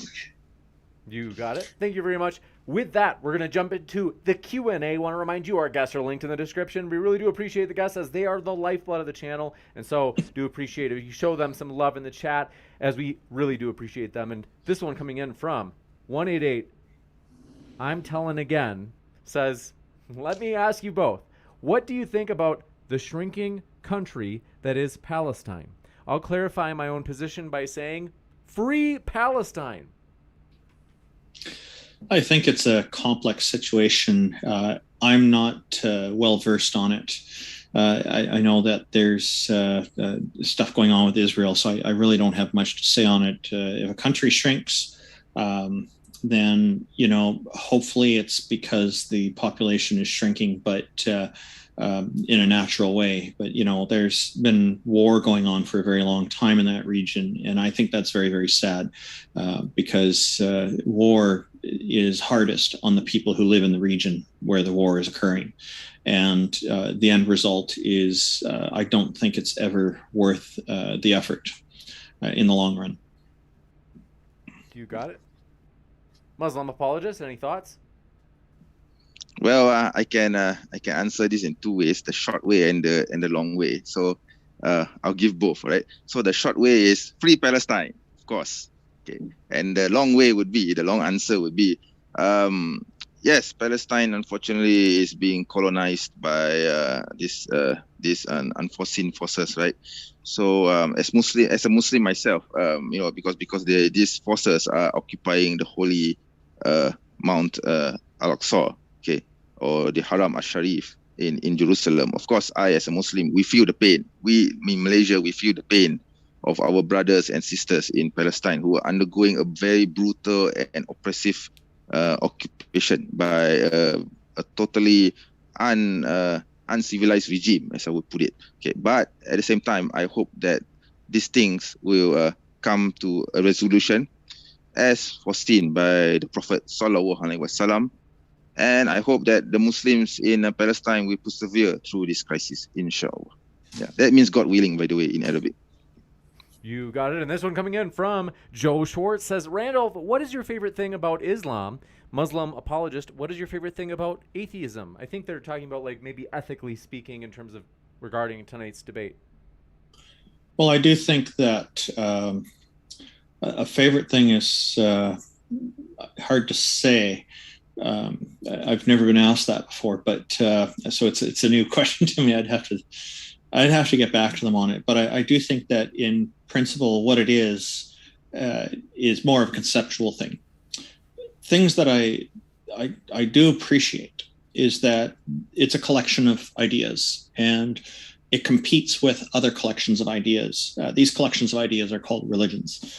And Islam's interesting because it differs from other religions in that it strives to be a more proper kind of legal system and political system, where the other religions tend to be more focused on just the religious aspects. So that's kind of interesting, and that, I guess, that's progress of a sort. Unfortunately, it comes from a very bad time in the region where it's from. So there's a lot of a lot of reflection on the Abrahamic religions and the misogynistic and violent natures of these religions. So that is the problem. But I do see it as an attempt at progress, and they did bring in much of the ideas that were taught by the Greeks and the ancient Greeks and other societies. So there was an effort to do things better and to be more up to date and more modern than the previous religions that it is partly based on. You got it. MENJ, what about you for atheism? Okay, so if I were to have to choose one interesting thing about atheism, which I appreciate, is probably the critical aspect of it. I do appreciate how atheists are critical of everything around them. Yes, but the problem with that is that they go overboard sometimes. They have this somehow innate understanding that everyone else is wrong and only they are right. I mean, probably not for you, Randolf, but many atheists do think this way. So unfortunately, because of that, it impedes their judgment, okay, their objective judgment. But overall, if they were more objective and they were more open to other ideas, then I would say that if they were critical of this principle, then yes, I would encourage them to be more critical. Yes, and they should be critical about themselves as well. And eventually, I believe that if they were honest with themselves and they are more critical of themselves as well and other ideologies, eventually they will come to a conclusion that Islam is the best way for mankind. I will take that under advisement. This one coming in from, do appreciate it. Arn Rorvik says, so you took back the Abe Lincoln beard. James, can you do the Chaplin mustache? I want to use it. This isn't the Abraham Lincoln beard. He didn't have like the mustache part, just to be fair. I mean, nothing against Abraham Lincoln, but anyway, Chris G, thanks for your question. James, you need to get the Abraham Lincoln hat and wear it. I think that this person has a good point. And then we can get you actually like him, and then you can say the words, everything on the internet's not necessarily the truth or something, the misquote of Abraham Lincoln. Right. It'd be perfect. I'll send it to you. You can do this. It'll be great. I mean, I have to be honest. Make sure you wear a suit. I like Abe Lincoln. He's got a very distinguished, prominent face. But anyways, let's see. This Chris G says, I think this is, yes, Muslim apologist. You advocating for men to have more rights than women, lest there be chaos, is morally disturbing to me. Shame on you for not considering women equal. Well, I would disagree with the commenter. I'm not saying that men should be given more rights than women. I'm saying that men have already rights enshrined for them, and that women have already have rights enshrined for them as well. So they are balanced. The understanding of equality as understood by the West is flawed. You cannot apply that to the Muslim understanding or the Islamic understanding of equality, because in Islam, we don't believe that being equal means that both sides must have the same thing. Doesn't necessarily mean so, okay? So to be equal, it means to be balanced. To be balanced doesn't necessarily mean it has to be the same. So please get your understanding correct. I'm not saying at all that men should have more rights than women. No, not at all. I'm saying that men and women have equal rights, have balanced rights in Islam. But that doesn't mean that they are the same. That's all. You got it. This one coming in from Mr. Saxakeet says, appreciate you, love you, James. Appreciate your support. Thanks so much. And all street cred to the speakers. As like I said, we love these guys. We really do appreciate it. They're the lifeblood of the channel. And that goes for all of the speakers that we have on. So, P-Bath-Halu, thanks for your question. It says, thank you for the warm welcome. This is my first super chat to you. Please be gentle. Appreciate that. I don't know, but they also said, my question, though, to the interlocutors, when it comes up is, quote, how are divorce rights sorted out under Islam in relationships where both partners, quote, bat for the same team? I think they're saying, how are divorce rights sorted out under Islam in the relationships where gay relationships or lesbian relationships? I don't know. I don't imagine I imagine they're going to have to decide at some point who has the male role in the marriage and the masculine and feminine roles in the marriage. I have no idea how it would work. I'm just guessing in the wild here. I'm trying my best to answer that question, but I really don't know. It's not my area. Gotcha. Any thoughts on that, MENJ? Sorry, could you repeat the last question because you were breaking up just now? Yeah. They said, how are divorce rights sorted out under Islam in relationships where it's two men or two women? Homosexuality is not recognized in Islam. We don't acknowledge homosexuality marriage. So such a question does not arise. It's an oxymoron. You got it. So I just want to quickly add one thing, and then you can respond to me. Of course, I know James would insist on that. This is a further example. This attitude here to me is bigoted, and it is discriminatory against people based on their sexual orientation. And so it, again, it limits a whole demographic of society, and that is bad for the world. Again, when you're putting people down and saying that you're not recognized as a valid person when you're a valid person, that's a problem. And so this is not the recipe for making a better world, in my view. MENJ, any thoughts? We will have to disagree on that because our values are not the same. So in Islam, a marriage is between a man and a wife. It cannot be between a man and a man and a woman and a woman. It just doesn't make any sense. That's all. So if someone wants to pursue such a relationship, they are going to have to do it behind the scenes because Islam doesn't recognize it. That's all. Yeah. So there's a problem. If people have to sneak around and do things in secret, what this is doing, the imposition of Islam, is forcing them to lie and not live honestly with everybody else, with including themselves, with who they really are, openly and publicly. And in a free world, in a free country, and where people have freedom protected, this is not, this limitation doesn't apply. This is not a valid limitation. And then again, that's the problem with Islam. I know you probably need to respond again. Go ahead. Sorry, James. One, then we got to go to the next one. But yeah, if you want a quick last word, I can give it to you. I'll stop. No worries. All right. So so respectfully, of course, again, I disagree with you because it doesn't work that way, right? So if someone has homosexual urges, as I would say, that is between him and God, and how he would manage it is up to him, right? So if he pursues a marriage, one behind the scenes, even that is up to him as well. That is his choice. But he's going to have to answer to God in the hereafter. That's all. But in Islam, it's forbidden, period. This one coming in from Empathy Respect says, I love Randolph. I'm a Christian, but can vouch that he is a wonderful person. I wish more atheists and Christians had his level of civility and charity.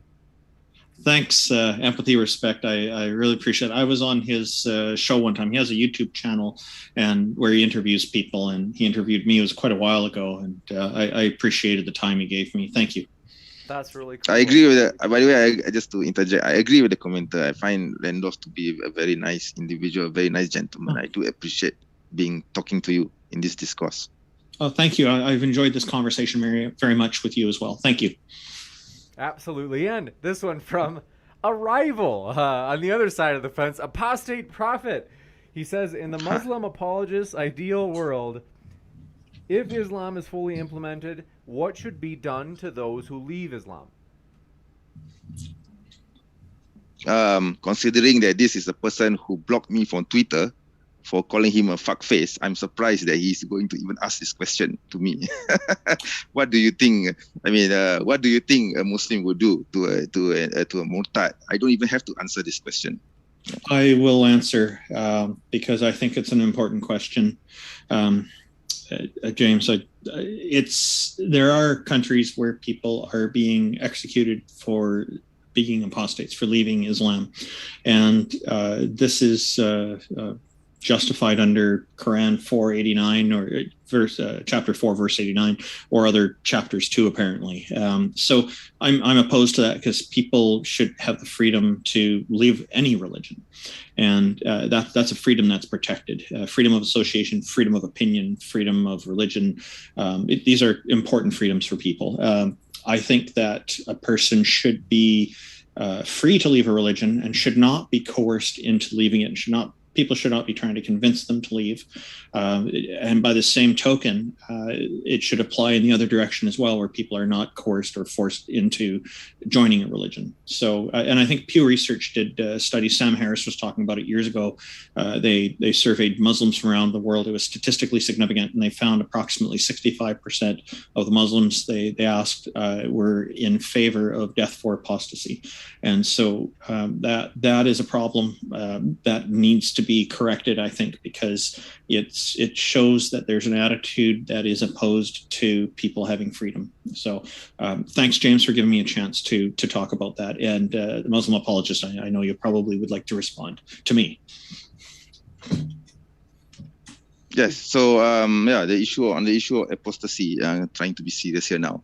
So I have books on it actually regarding apostasy. There is a great debate in the Muslim world regarding how apostasy should be regulated. Of course, the general consensus is as the Prophet said, man badala dinahu faqtuluh. This is a hadith in Sahih al-Bukhari. Okay, so basically it means whoever leaves his religion, kills him. But there is an interpretation. There's a debate regarding what does this hadith actually mean, and in what context does this hadith needs to apply. Does it mean you have to kill all apostates? Does it mean anyone who just leaves the religion, you just kill him? No, it doesn't necessarily mean so. So there are specific contexts and incidences regarding how this should be applied. There's one scholarly consensus which says that this only happens to those apostates who leave Islam, but they don't leave it quietly. If they leave it quietly and they just live their lives in peace, you don't harm them. But if they leave Islam and they start talking bad about Islam, they criticize Islam, they make videos insulting Islam, they tear the Quran live in video, then yes, the law applies to such people. This is basically the understanding of the jurists. So there are many differences of opinion, but this is basically the main consensus. You got it. This one coming in from, do appreciate your question as well. Good day to you, sir. Says, to Muslim Apologist. Very simply, Muslims are fleeing to disbeliever countries by the millions. So if Islam is what is best for the world, why then isn't the world fleeing towards Islamic countries? I get this question all the time, But the thing is, I'm in Malaysia. Malaysia is a democratic country. It's a Muslim majority country. I'm not fleeing to the West. Okay, there's something I need to share with you viewers as well. I was born in the United States. Okay, I'm actually, technically, I am an American. I have an expired American passport somewhere actually. But I'm a Malaysian, and I'm not fleeing to the United States, the land of my birth. No, I'm still in Malaysia. So you can't judge. You can say that Muslims are fleeing in droves from the Muslim world to the West. It's not necessarily so. And Muslims do that for a variety of reasons, just the same way as people from the West come to the East as well. I mean, we do have people from the West here in Malaysia and in many other regions in the Muslim world. So it goes both ways. So it's not because of Islam. It's not because of the religion. It's probably because of economic reasons, family reasons. There are so many reasons why someone would leave a Muslim country to go to a non-Muslim country, for example, for economic reasons. Like, for example, the job that I do, okay, I'm in digital marketing. I would probably get a better pay if I were to move to the US or Canada, for example. In fact, this would actually be the most reasonable thing for me to do if I want to pursue my career in digital marketing. So let's say if I want to do that, then yes, I would move to the West. But why would I want to? I mean, why would that be a reason to say that Islam is the cause? No, it's not. Islam is not the reason.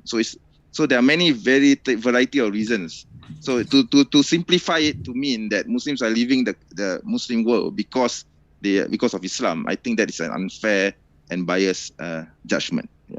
This one coming in from Aaron Johnson says, when Muslim Jesus comes back, I think they're saying like the Muslim interpretation of Jesus coming back, although I don't think Islam has a second coming of Jesus, says we do. Oh, okay. We do. I didn't know that. They say people will have to choose to convert or die. The source is the Sunan Abi Dawud 4324. Sunan Abi Dawud. And thank you. And they said, and reliance of the traveler, page 602 to 603. Is that what's best for people? I think you're going to have to quote the reference properly, because you just quoted the name of the book and the page number. How is that relevant? I mean, anyway, just to touch on the reliance of the traveler. Reliance of the traveler is actually not a well-known book in this part of the world. So we don't really rely on whatever the reliance of the traveler. So just to clarify, the reliance of a traveler is a fiqh book written by an Egyptian author in the 13th century. And it's basically a collection of hadiths, and then there are some interpretations made by these Egyptian jurists. But in this part of the Muslim world, we don't use the reliance of the traveler. We have other books and sources of fiqh. So not necessarily we agree with what the reliance of the traveler say or their interpretation of a certain fiqh rule. Yeah. You got it. And this one coming in from Do Appreciate It. Question from Arabian Princess says, to Muslim apologist. Under the Sharia law, are Christians and atheists equal to Muslims? Good question. Well, I would say that it depends on what you mean by equal. If you mean the same role, no, of course not. It's the same thing between as a man and a woman, right? In Islam. So in Islam, we do acknowledge that under the Sharia law, under Islamic rule, non-Muslim citizens are given their rights. They have their, in fact, as practiced in the traditional Islamic Muslim society before the concept of nation states came about, non-Muslims were actually given authority to govern their own affairs. They have their own communal laws and communal rules. So, as for example, let's say if there's a Christian community living in the Muslim world back in those days during the Khilafah, they are actually given their own court system. They are given their own laws to govern their own community. So this is how Islam had worked in the past. But nowadays, since we are all living in a nation-state concept, so I guess the law varies from one country to another. So I can't speak for any other country. But in Malaysia, we treat the non-Muslims just the same as how we would treat a Muslim. Anyway, it's equal, all are equal under the law. Yeah, I don't see why is that a problem. Yeah. You got it. This one from Ryan Morris says, let me know if I pronounced it right. Ryan said, since you said you were happy I was here in chat, I felt special. Thanks for your support. Seriously, Ryan, that means a lot. And we really are glad to have you here. And I got to tell you, folks, I want to just reinforce. Thanks, Ryan. That is special support. Absolutely. And I got to tell you, folks, when we say hello in chat, we really are glad to have you here. That is me typing. So as I'm reading chat and looking for questions, I always like to say hello to people. And so if I missed you, it's nothing personal. It's just that sometimes I'm moving so fast. But I do want to say we hope you feel welcome no matter what your position is, whether you be Muslim, atheist, regardless of your race or sex or whatever, everything. We really do hope you feel welcome no matter who you are. We want to be as fair as possible as a debate channel. We want everybody to feel like they've, gotten a fair shot or gotten a fair, warm welcome. And so thanks, Ryan, for your support. And then Arabian Princess strikes again. She says, in the Quran, it says you can beat women even if they didn't do anything. So when is it okay to beat women, and what kind of a God would give a command like this, Muslim apologist? Only when they ask nicely. That's humor from the BDSM community, apparently. Well, I think that's a total misunderstanding of Surah An-Nisa, verse 38 or 48. I don't recall. Okay, I think it's verse 48, right? So that's a total misrepresentation of that verse, right? So basically, the verse says that there are steps taken in order to admonish your wife because of her disobedience, okay, or what we call nushuz, okay, in Arabic. So because you see that it goes back again to the relationship between a man and a wife in a marriage. So the man, as I have said many times, the man is the leader of the house, and the woman is the leader. The man is the leader of the family. Yeah, the woman is the leader of the house, but the man is the leader of the family. He needs to be in. He has to basically be in the lead to control the affairs. Right? Doesn't mean that you need to be oppressive towards the woman, of course. But if the woman does not acknowledge, does not give the husband the due respect that he deserves, like for example, she's abusive to her husband, she admonishes him when there's not necessary to be admonished. Abuse, abuse can go both ways, right? So even the wife can be abusive to the husband. Then yes, then there are these steps to be taken. So one of them is daraba, your wife, to beat your wife. That's how the Quran mentions it. But beating here doesn't mean you go and take a cane and whack the woman out of her black and blue until she dies. No, that's not what daraba here means. So how do we interpret this hadith? This Quranic verse. We go to the hadith of the Prophet where the Prophet explains it. So basically what you do, beating here means taking the stick, the miswak. Okay, it's a very, I don't have the miswak here with me, but it's basically a small tiny stick, and you just beat her with that. And it's not even painful. You're not supposed to hurt her. You're not supposed to make her black and blue. That is the whole point. The point of this is to make her feel shameful or remorseful of her actions. And this is only taken as the very, very, very last step. There are 3 steps to be taken. This is like the 3rd or 4th step, right? So no, you don't go around beating your wife just because the wife is disobedient to you. No, there's several steps to be taken. And even if it comes to that, you just beat her with a miswak. And it's a very small stick. It doesn't even hurt anyone, right? Yeah. You got it. This one coming in from, do appreciate your question. Chris G says, so you sign a non-disclosure as a Muslim? If I remember right, this came up during the discussion of, I think, when the question came up on why it is that there are allegedly millions of Muslims moving out of Muslim countries and wanting to go to non-Muslim countries rather than vice versa. Does either of you guys remember contextually what this might refer to when Chris says, so you sign a non-disclosure as a Muslim? I don't know what that's about. I don't even understand what that means. No. Can you read the question one more time, James? Yeah. So they said, so you sign a non-disclosure as a Muslim, and I just can't remember if I... I think I know. I'm going to guess what they might be referring to. I've seen videos of people who've gone into the mosques and they're greeted by people, everything's fine, and it comes across, it's presented very well. Certain mosques, I'm not saying all of them are like this. And then after a while, and these are mosques that are particular ones that are known for producing extremists. And then after a while, after a number of months pass, and then they get into these little kind of special interest groups within the whole mosque community, where they start learning more extreme things, and it starts to get really nasty. And so there was some kind of expectation that they're not going to share this with the public. So I guess it might be a subtle reference to taqiyya and stuff like that. I'm not sure. So. Have you heard of this stuff, the Muslim Apologist? Honestly, no, never heard this in my life. This is news to me. I'm totally stumped. I never heard of this before. Sorry, I can't answer that question then. I think I recall the video was in Australia somewhere, but they said there were some others in other parts of the world where this happened. These are ones that are producing honestly, extremists. I wouldn't know about that.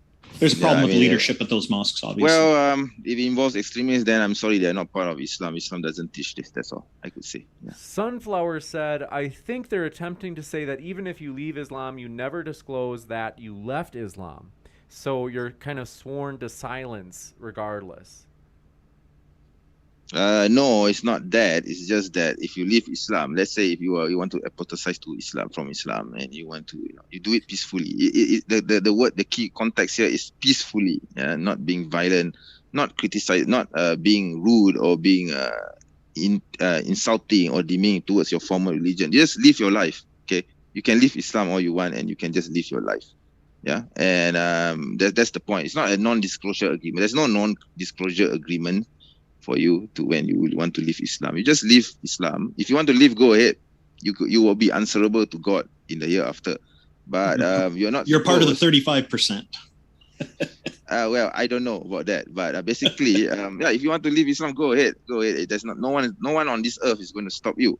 But you're not supposed to go around bad mouthing your former religion, and that is something. And be not only bad mouthing, but being insulting and rude. There are so many apostate channels that I see on YouTube which does this, and I'm afraid the hard law would apply onto this type of people. But I'm pretty sure there are many out there who have left Islam, but they are living their life peacefully, and nobody's going to give a shit about them. Yeah.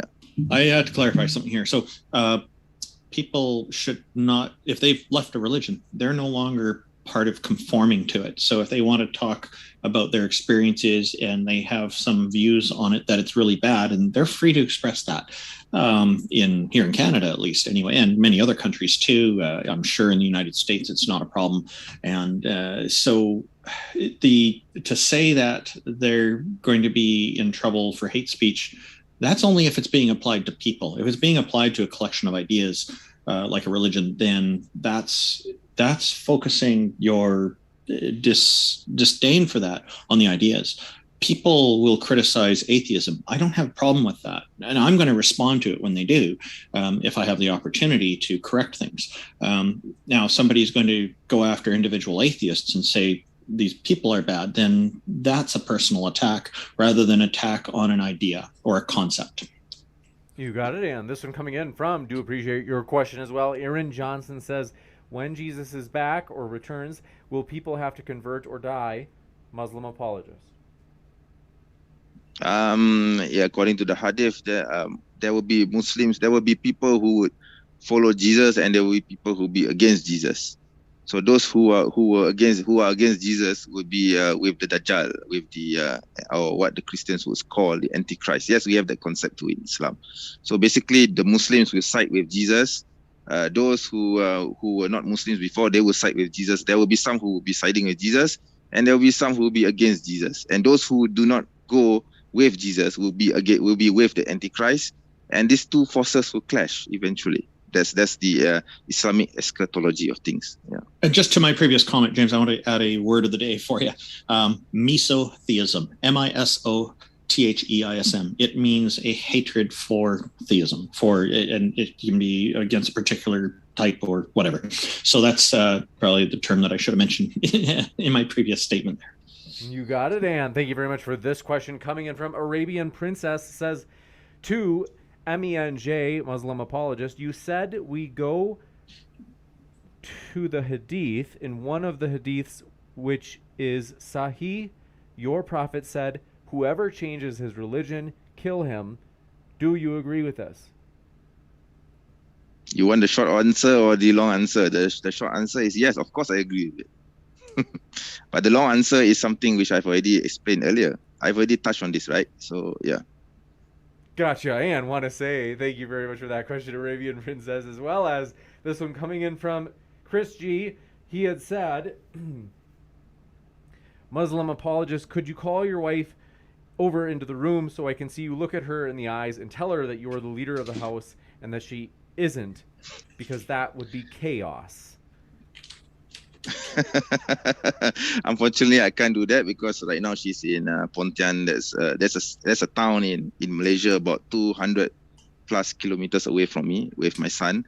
So she's caring for my mother-in-law whose leg was just recently amputated because of diabetes. So she had to be there. So she's staying there at the moment, right? So I'm staying with my parents here. So my wife is in Pontian. Yeah. Gotcha. I hope everything's okay. And yeah, thank you.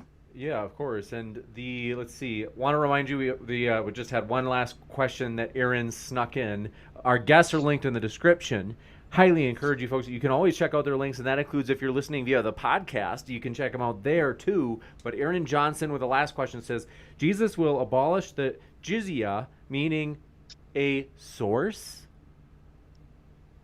I'm not exactly... Jizya, I understand, as being a tax on people who are of particular religions that are not Islam. Yeah, the jizya is basically like income tax upon the non-Muslims. Okay, the Muslims, we pay zakat. Okay, we have a similar concept for the Muslims. We pay almost the same rate. In fact, the jizya is actually lower than that of the zakat. Zakat is 2.5%. Jizya is around 1 to 1.5% of your income. So so this is basically what jizya means. That's not at all consistent with my understanding, but okay. You got it. And want to say, folks, as we had mentioned, our guests are linked in the description, and have to also say, hey, if you know somebody who would enjoy this debate, feel free. You can click that share button below, and you can help get the word out on this debate. If you're like, I really thought my side won that one, it's like you could share this with a friend, and you'll look neutral because they'll say, hey, it's like, it's true, both sides got equal time. You can share it with them, and if you thought your side was more persuasive, then you'll be kind of persuading them in that way. I don't know what you guys think, but I want to say thanks to our guests. It's been a true pleasure. Randolph and MENJ, it's been a true pleasure to have you guys. James, thank you very much for supporting yet another free exchange of ideas. This means a lot to me to be on your program. And thank you to everybody who's tuned in. Muslim Apologist, it's been a pleasure speaking with you. Yeah, likewise. I enjoy my time here. Thank you very much, James, and to you, Sir Randolph. Yeah, thank you very much. Yeah. My pleasure. And want to say, folks, I'll be back in just a moment. I am going to share about upcoming debates, so stick around for that post-credit scene. And I'll be right back, but thanks to our guests one last time, and I'll be back in just a moment.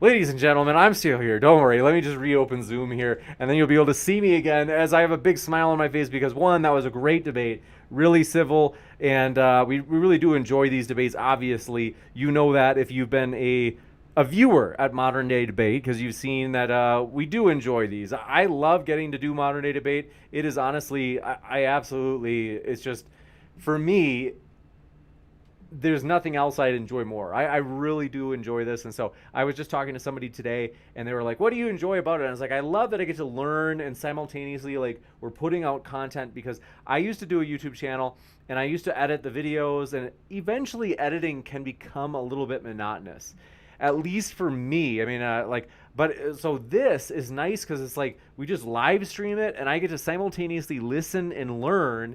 And that's like as like the footage is being just put into YouTube, so like there's no editing, and so it's nice. Like I just enjoy that it's like a simultaneous like learning experience while doing the YouTube thing. So I do appreciate you guys and want to say thanks for all of your guys' support, and thanks Randolph Richards and I appreciate it so much.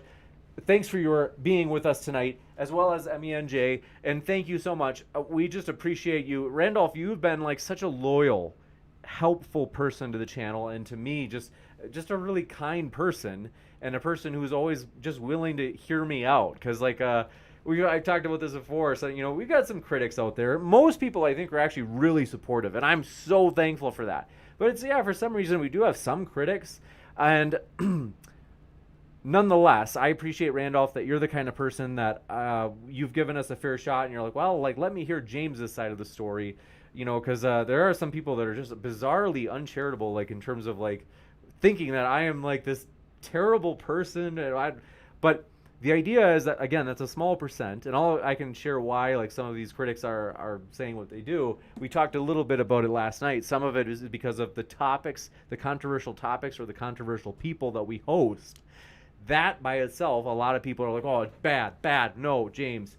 And we have good reasons for it. We don't just do it arbitrarily. And some people are like, oh, yeah, we know it's because you want the clout or the attention or whatever. And it's like, no. There's actually a very good peer review type evidence-based argument that what we are doing is producing a social good. And I'll get to that. Well, I want to say hello to you in the chat first, and then I promise I'm going to get to that argument. But Muslim Apologist, thanks for your super chat. Said, thank you, James. Appreciate that, Muslim Apologist. Thanks for your support. And Samar Rao, good to see you. Says, love the debates where I learn stuff I don't know, and this debate was great for that. The blood sports thing is fun too. I agree. That's one thing. I was talking to Bob recently, and we were saying it's fun when it's variety. It's not the same thing all the time. I like it. That it's like, it's true. Some nights are fiery, and I don't fault the debaters for that. That's okay. And some nights are more civil discourse, like tonight, where they're calm, peaceful. Just, you could say much more, you can hear what the speakers are saying during the entirety of the debate. I like both. Like, I like that we have variety here at Modern Day Debate. And when we do have a civil discourse, a kind conversation where the speakers are respectful of each other to the 10th degree, like, for example, like tonight, it's so encouraging because it's like it's natural, it's organic, it's authentic. It's not because James the moderator was just constantly overbearing on every guest that we have on here. It's just organically happening by itself. And so that's one thing I've got to say. But also, yeah, it's like, it's true, we have a lot of variety. We have different types of topics. I would say if you really enjoy this channel, you're probably high on no, not a drug, trait openness. So in psychology, there's the big five is the most popular model of personality traits. And the way that you can remember them is the acronym OCEAN. So there's openness, there's conscientiousness, extroversion, agreeableness, neuroticism. So that's the five. And each of the big five traits starts with a letter from the word ocean. Now, openness means you either, and actually these tend to correlate, you like the arts. And that could even be like digital art. So for example, like I really enjoy Photoshop. I do all of our thumbnails. I never said they're good, but I enjoy it. And it's a form of arts. And it could be painting though. It can be any type of art. The other thing is, correlated with that, is you tend to like ideas. You're an idea person. You're like, tell me the new ideas. Tell me something stimulating, something controversial, a new take on something. I'll give you guys a new take on something. You guys, I'm a little bit, should I tell? It's like, this is a controversial one, so I'm a little bit nervous on whether or not I should say it. But, well, you get the idea, though. You like new ideas, and you like new topics being debated, and you like even that it's not just a debate channel with religion debates. We also have political debates. We also have science debates on flat earth. Like, we have everything. And so absolutely different topics all the time, different people. And if you like that, you're probably high on trait openness if you like this channel, for real. In addition, let me say hi to you in the old live chat, and then I'll tell you that argument that I said that I was going to tell you about. But Phoenix Alpha, so glad to have you here. And Randolph Richardson, thanks for being with us in the old chat. I always enjoy seeing you here. And again, thanks for being loyal. Randolph's the type of guy. We've known each other for years now. We've talked and kind of like we've had Randolph on, and I've gotten to know him enough and talk to him, have the communication with him. Where, like I said, Randolph's the kind of guy that I think that if somebody would try to throw you under the bus when you're not around, Randolph would be like, well, I'm not sure if I've seen James act like that, but I guess, let me see if I can hear his side of the story first. That's my best Randolph impression. But I love your Randolph. But so the idea here is, like, that's a kind and a loyal friend that, like I said, because there are some people out there that for some reason just hate, like I said, some of it's because of who or what we platform in terms of the people or the topics. I got a message, and that, like more than one message, but one that in particular that stuck out to me, where it was both the topics and the people. They said, I don't approve. And now, here's that argument. This is based on in the psychological research, because a lot of you, I don't know if you know, so I'm getting my PhD in psychology. So I'm in the end of my 4th year. So right now I'm like finishing up my grading for the semester, and then I'm going to be basically prepping for my 5th year of my doctorate. So pretty close to the end. And the idea here is, in the psychological literature, there is a theory, and it's a genuine theory. It's got mountains of evidence for it. It's called the elaboration likelihood model. It's by Petty and Cacioppo from 1986. And tons of evidence suggests that if you have two people that come into a debate, and let's say, because a lot of times people say, James, I'm so upset that you're hosting so-and-so, their arguments are, immoral or unethical, because maybe maybe they have arguments that are, let's say, because I'll be honest, you guys know that I'm not racist. I don't like any sort of racism or anything like that. It is true that we have some controversial people on where their arguments might be, at least in part, like they have maybe racist assumptions or something. And like I said, I'm not racist. I would recommend, you guys know, like, not to be racist. But the idea is, when we have them on the show, this theory, the elaboration likelihood model that I mentioned, would suggest that in a debate like this, the person with the strongest arguments, the most logical reasoning, is the person who's going to have the most long-lasting effects in their persuasion on people. And so sometimes people say, well, James, I agree that the racist person or whatever it is, I would agree that they don't have the best arguments, James, because that's what I say. It's not like they're winning the debates.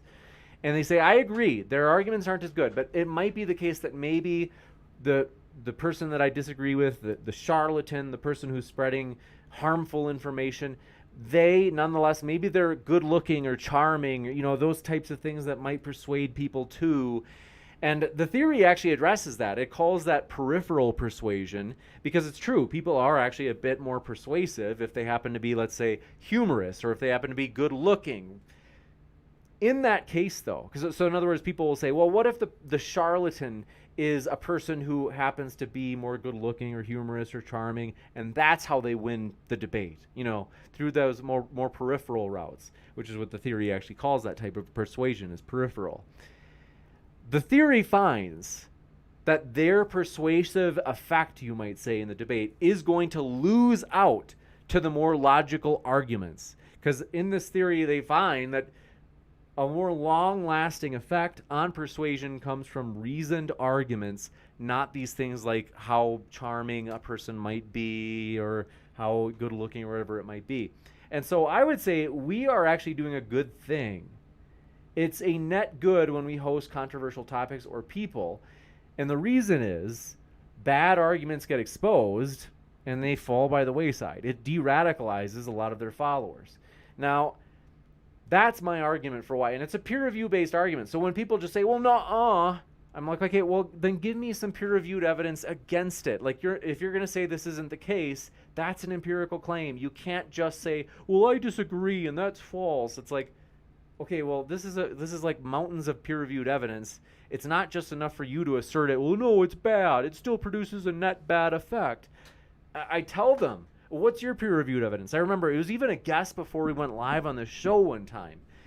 He, an older gentleman who brought this up before we started going live. I was like, this is a weird time to bring this up. But I told him, I gave him that argument, and I said, what's your peer-reviewed evidence? And he just, again, went into just speculation and making claims of like, oh, no, well, it's still harmful, And I was just like, and this guy was, clearly, he looked like he was just like, he was like uncomfortable, and he had just had his feet held to the fire, because that's the thing, is like all these haters, whenever they come up to me with their objections, it's always just claims. Well, that's immoral if you host that topic, or if you host that person.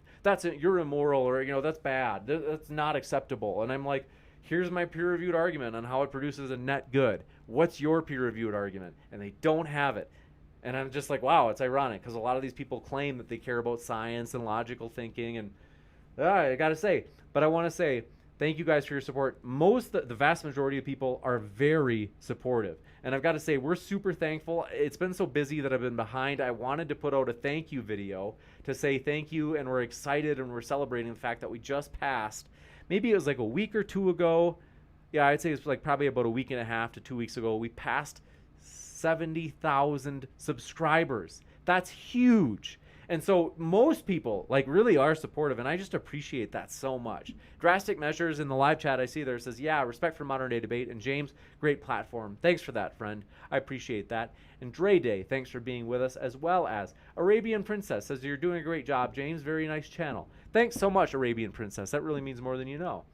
And Said Matish, thanks for your support. Thanks for being with us. Master Optics, good to see you. Longtime viewer. Gohan. Am I saying it right? Gohan? Gohan, glad you're with us.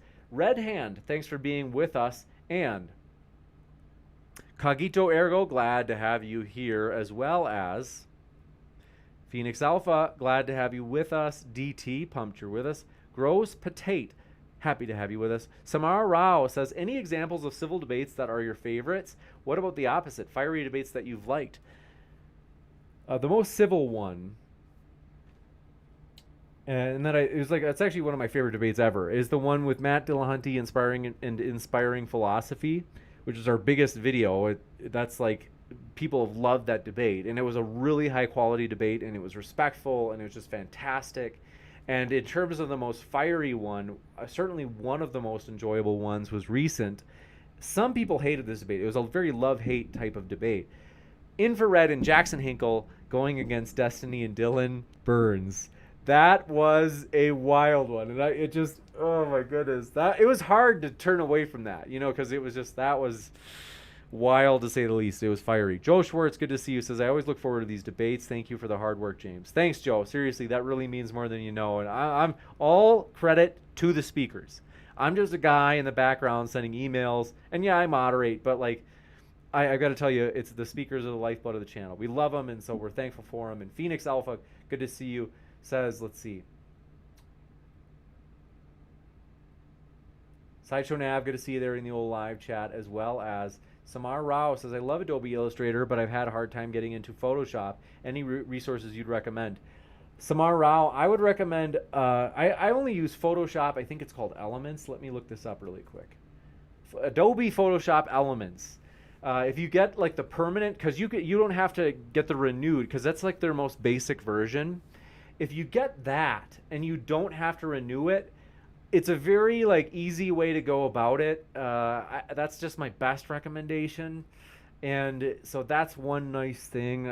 I always would go to YouTube videos and I would Google what it was I wanted. So like strokes, this is like super useful to know, is like a stroke is like, let's say you have a PNG file. So like it's cut out. So like you notice in all of our thumbnails, it's like it's got this modern day debate background like you can see in the back of me here. And in that case, a stroke is like the white line that goes like around the entire person, and it's like it hugs their shape or their form. That's called a stroke. And so if you just YouTube, like on YouTube, you just Google or search, how do I apply strokes in Adobe Photoshop Elements?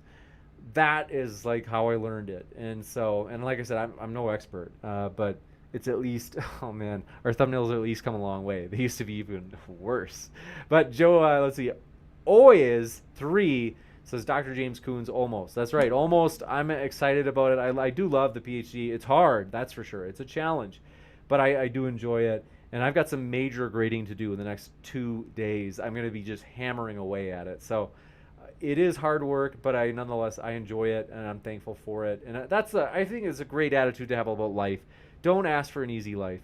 Embrace challenges and let it grow you and stretch you. So things like whether it be school or work or working out, whatever it is, that's good for us. That's like how we grow, and that's how we grow and develop modern day debate. Like we have things we know we can improve at for sure.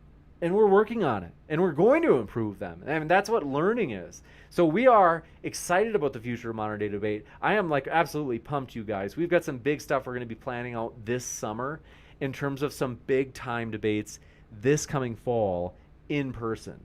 So we're pumped about that. We might do 1 or 2 this summer. That's up in the air yet. We have found that like the best data suggests that people prefer events in the spring or fall. So we might put that off a little bit. We're going to play it by ear. The biggest thing, though, is we do want to plan out these big ones. And so Dre Day says, thank you, James. Thank you, Dre Day, seriously, for your support. It means a lot. Martin H. says, thanks, Modern Day Debate. That was actually good fun. Nighty-night. Oh, I'm glad you enjoyed it. It was. I enjoyed it as well. Ryan Morris says, the only way to strengthen one's own arguments is to debate opposing views. This channel is important. You're appreciated, James. Thanks, Ryan. Seriously, that means a lot. It really does. And also, thank you, Ryan, for your super chat support. Seriously, that really does mean a lot. We're glad you're here. And want to say, yeah, as well as everybody else, Worldview Detective. I think it's the first time I've seen you in here tonight. Thanks for being with us. And then said, what are your thoughts on the Inspiring Philosophy versus Jake, the Muslim metaphysician debate coming up? I hadn't even known about it. So that sounds like a juicy debate. And let's see. Oyez says, funniest was Destiny versus Gavin McGinnis. That was a fun and wild one. That's true. That was absolutely fun. And then let's see. Samar Rose says, I hate Adobe subscription model. I agree. You got to go to the Amazon and get like the permanent one. It really does. It's way better. And then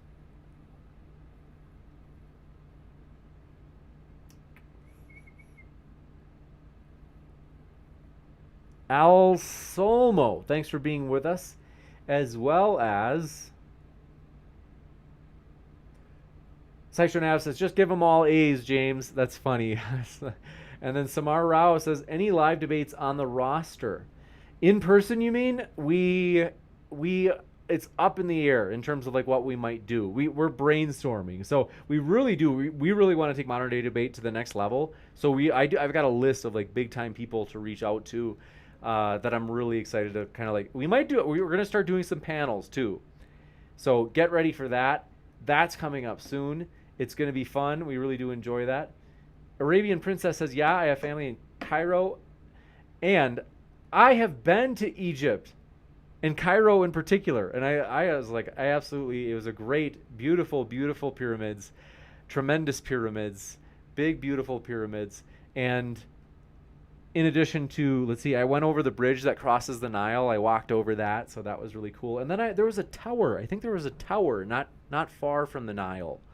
I can't remember what the tower was, but I know I went to visit that as well. Let me put this tower in Cairo. I haven't thought about this for years. Is this the Cairo Tower? Okay. I think that was the tower that I visited. The Nile, let's see. But yeah, it was awesome. So I do want to go back to Egypt someday. Harsh Reality, glad to have you with us. And then let's see here. And Anselmo says thank you. I appreciate that, Anselmo. Seriously, appreciate your support. Want to say I love you guys. We are going to have a debate tomorrow. Flat Earth returns. Amy's going to be moderating that one. I'm going to rest, and well, technically I'm going to be grading. But during the time that debate happens, I think by that time I'll hopefully be done grading and able to rest. And so Amy will be moderating that. It's going to be tremendous. And then let's see. Samaro says, beautiful pyramids, tremendous pyramids. I mean, people are saying they're the best pyramids. But yeah, I want to say thank you guys for your support. Seriously, you guys make this fun. We have a lot of debates next week. I think we've got 4 scheduled, or at least close to being scheduled. So we will have a number of debates next week. I think at minimum 3, maybe even 5. So then we're going to get even more, like it's going to be close to like 5 or 6 a week for a while. So we do plan on having a lot more. And so want to say thank you guys for your support. Seriously, I love you. You guys make this channel awesome. And I'm serious. Here are some ways that you guys make the channel awesome. Thanks for hitting like. That helps us.